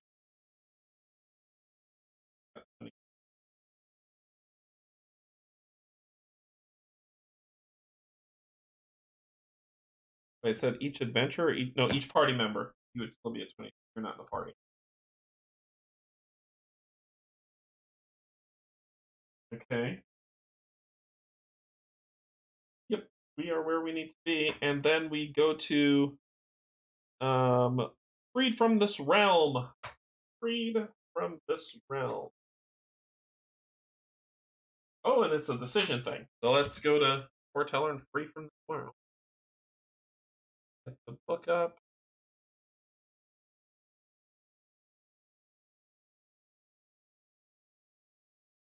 Here. Go over here.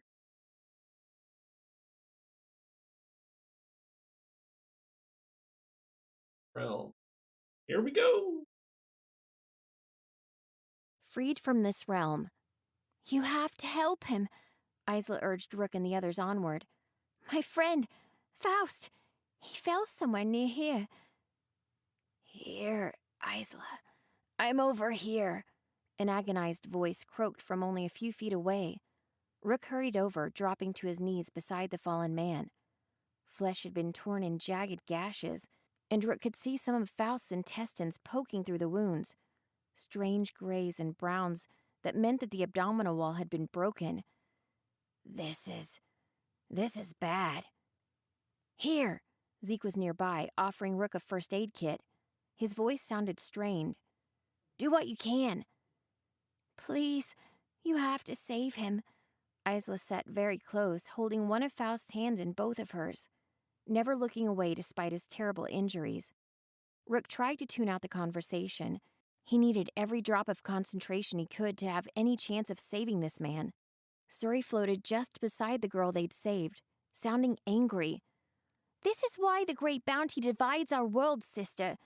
Horrors like this would never transpire if we left humans to their realm and didn't try to stay. Nightingale spoke from close by. What are you talking about, Suri?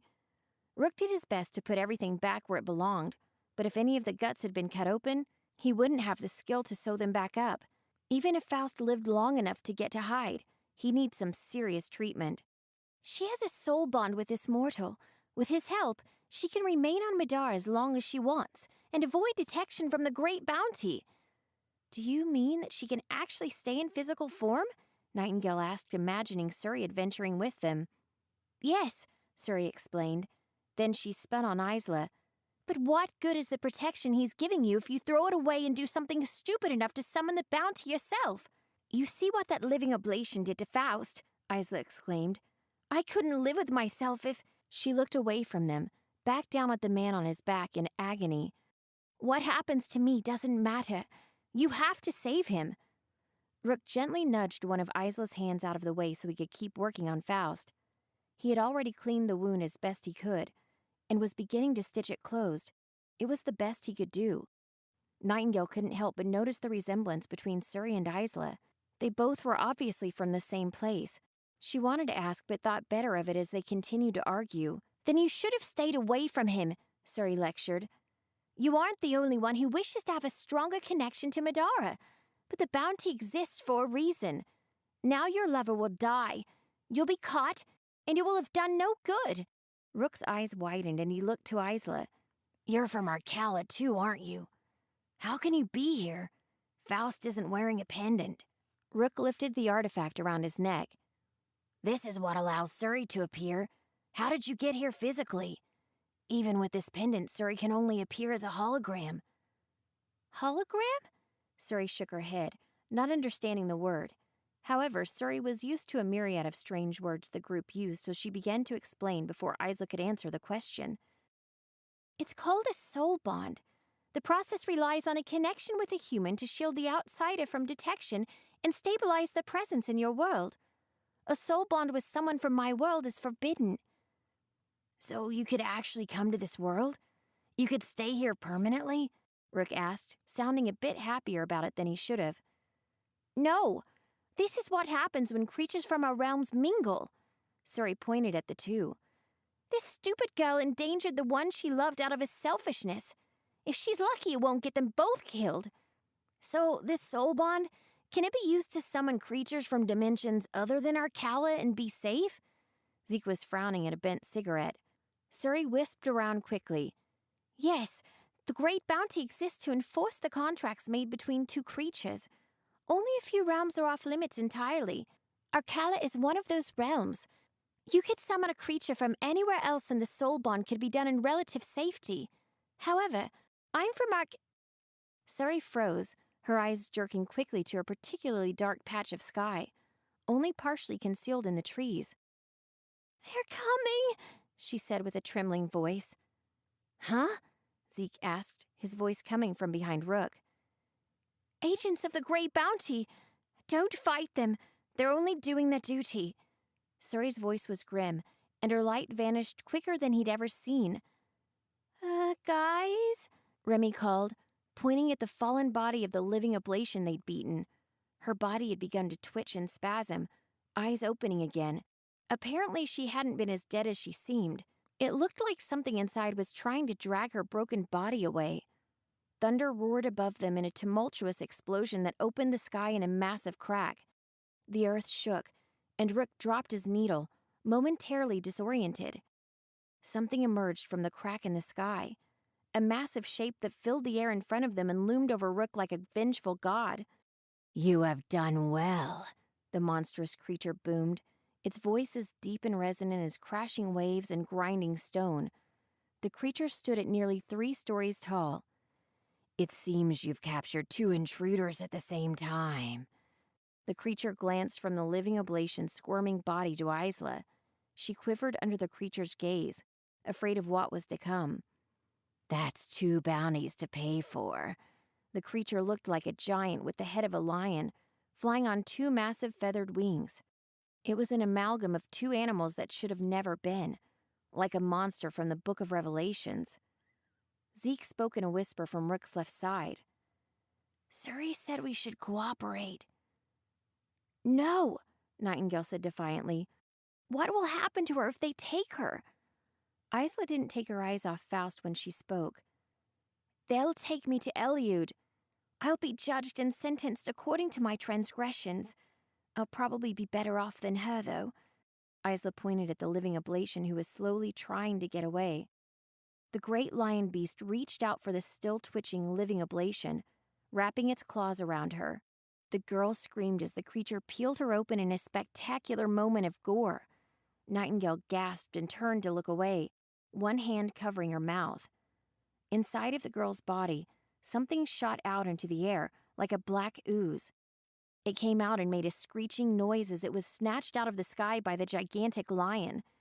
It reminded her of the Malama, and Nightingale realized in horror that the black ooze was the real creature they had been fighting, the real thing that had taken over the living oblation's body. The creature pointed a terrible claw towards Isla. It's time, it rumbled.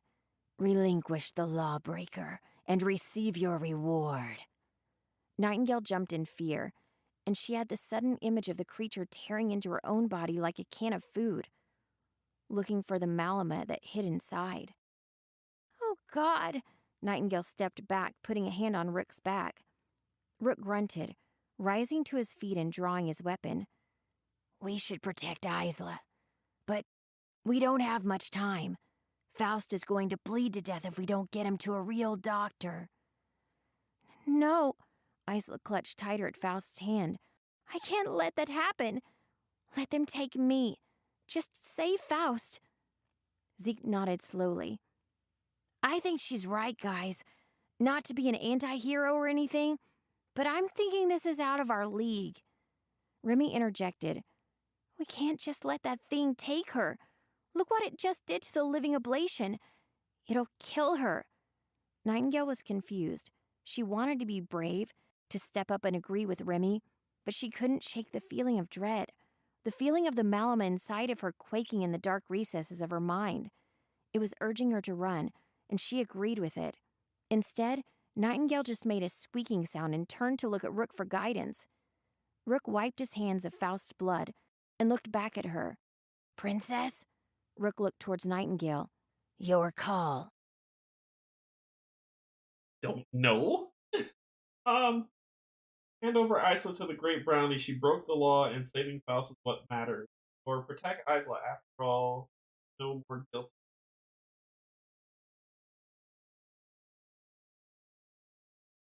I don't know. She said she wants to save Faust. Faust needs to get to a doctor, which means giving her up. It's obvious that she loves him,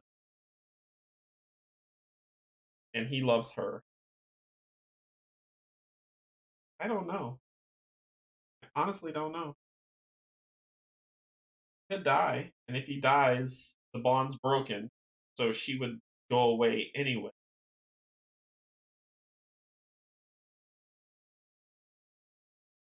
I'm thinking to hand her over, but I don't know.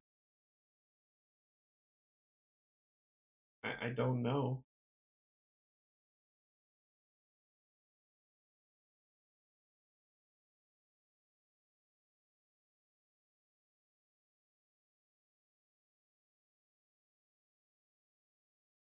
I don't know. I don't know what to do.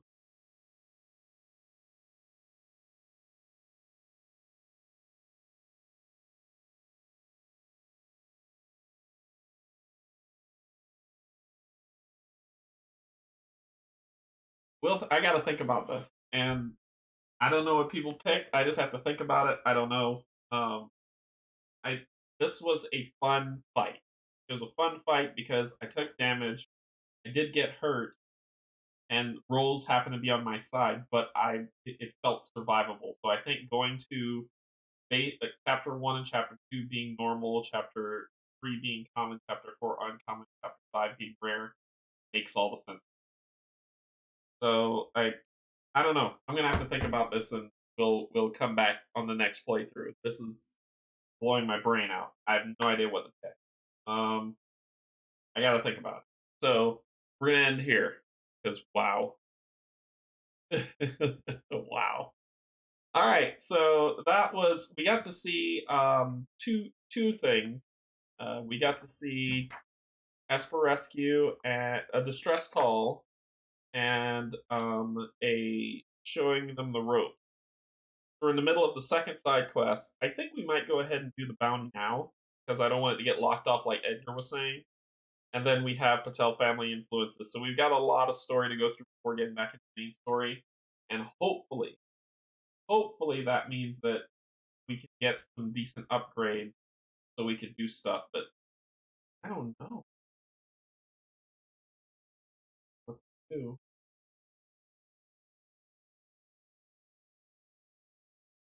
I don't know. So we'll see. We'll see next time. I don't know. Our health is looking pretty decent. Our health's actually looking very decent. So we could fight them. I want to start off by saying thanks to my YouTube subscribers. Thank you so much. Thank you to my Patreon members. I believe Red Eye thing. Um, so we'll come back Tuesday. We'll come back and figure out what we're gonna do. Figure out what we're gonna do in terms of what choice we make. Then Thursday we'll be playing. Hopefully, we'll be playing Arkham Horror because I believe Pac says he will be available, and I just need to check in with Steve to see if he's good. Get him financial. And then Sunday we'll do this one more time. By that time, the Descent Journeys in the Dark should arrive. So I'll start reading the rule book, and then we'll play Descent and this, and then a game in the middle to kind of shake things up. So next week, it depends on when the Zent gets here, but next week should be the last week of just pure Middara. We're going to start shuffling it up and stuff. But it ought to be good, and we'll see how things go. Thank you so much for joining me. I appreciate you so much. Patreons, YouTubes. If I made a mistake, write it in the comments. You know, I'm always open to feedback. And I hope you enjoyed this. Enjoy the rest of your Sunday. See you later. Thanks for coming here. Bye bye.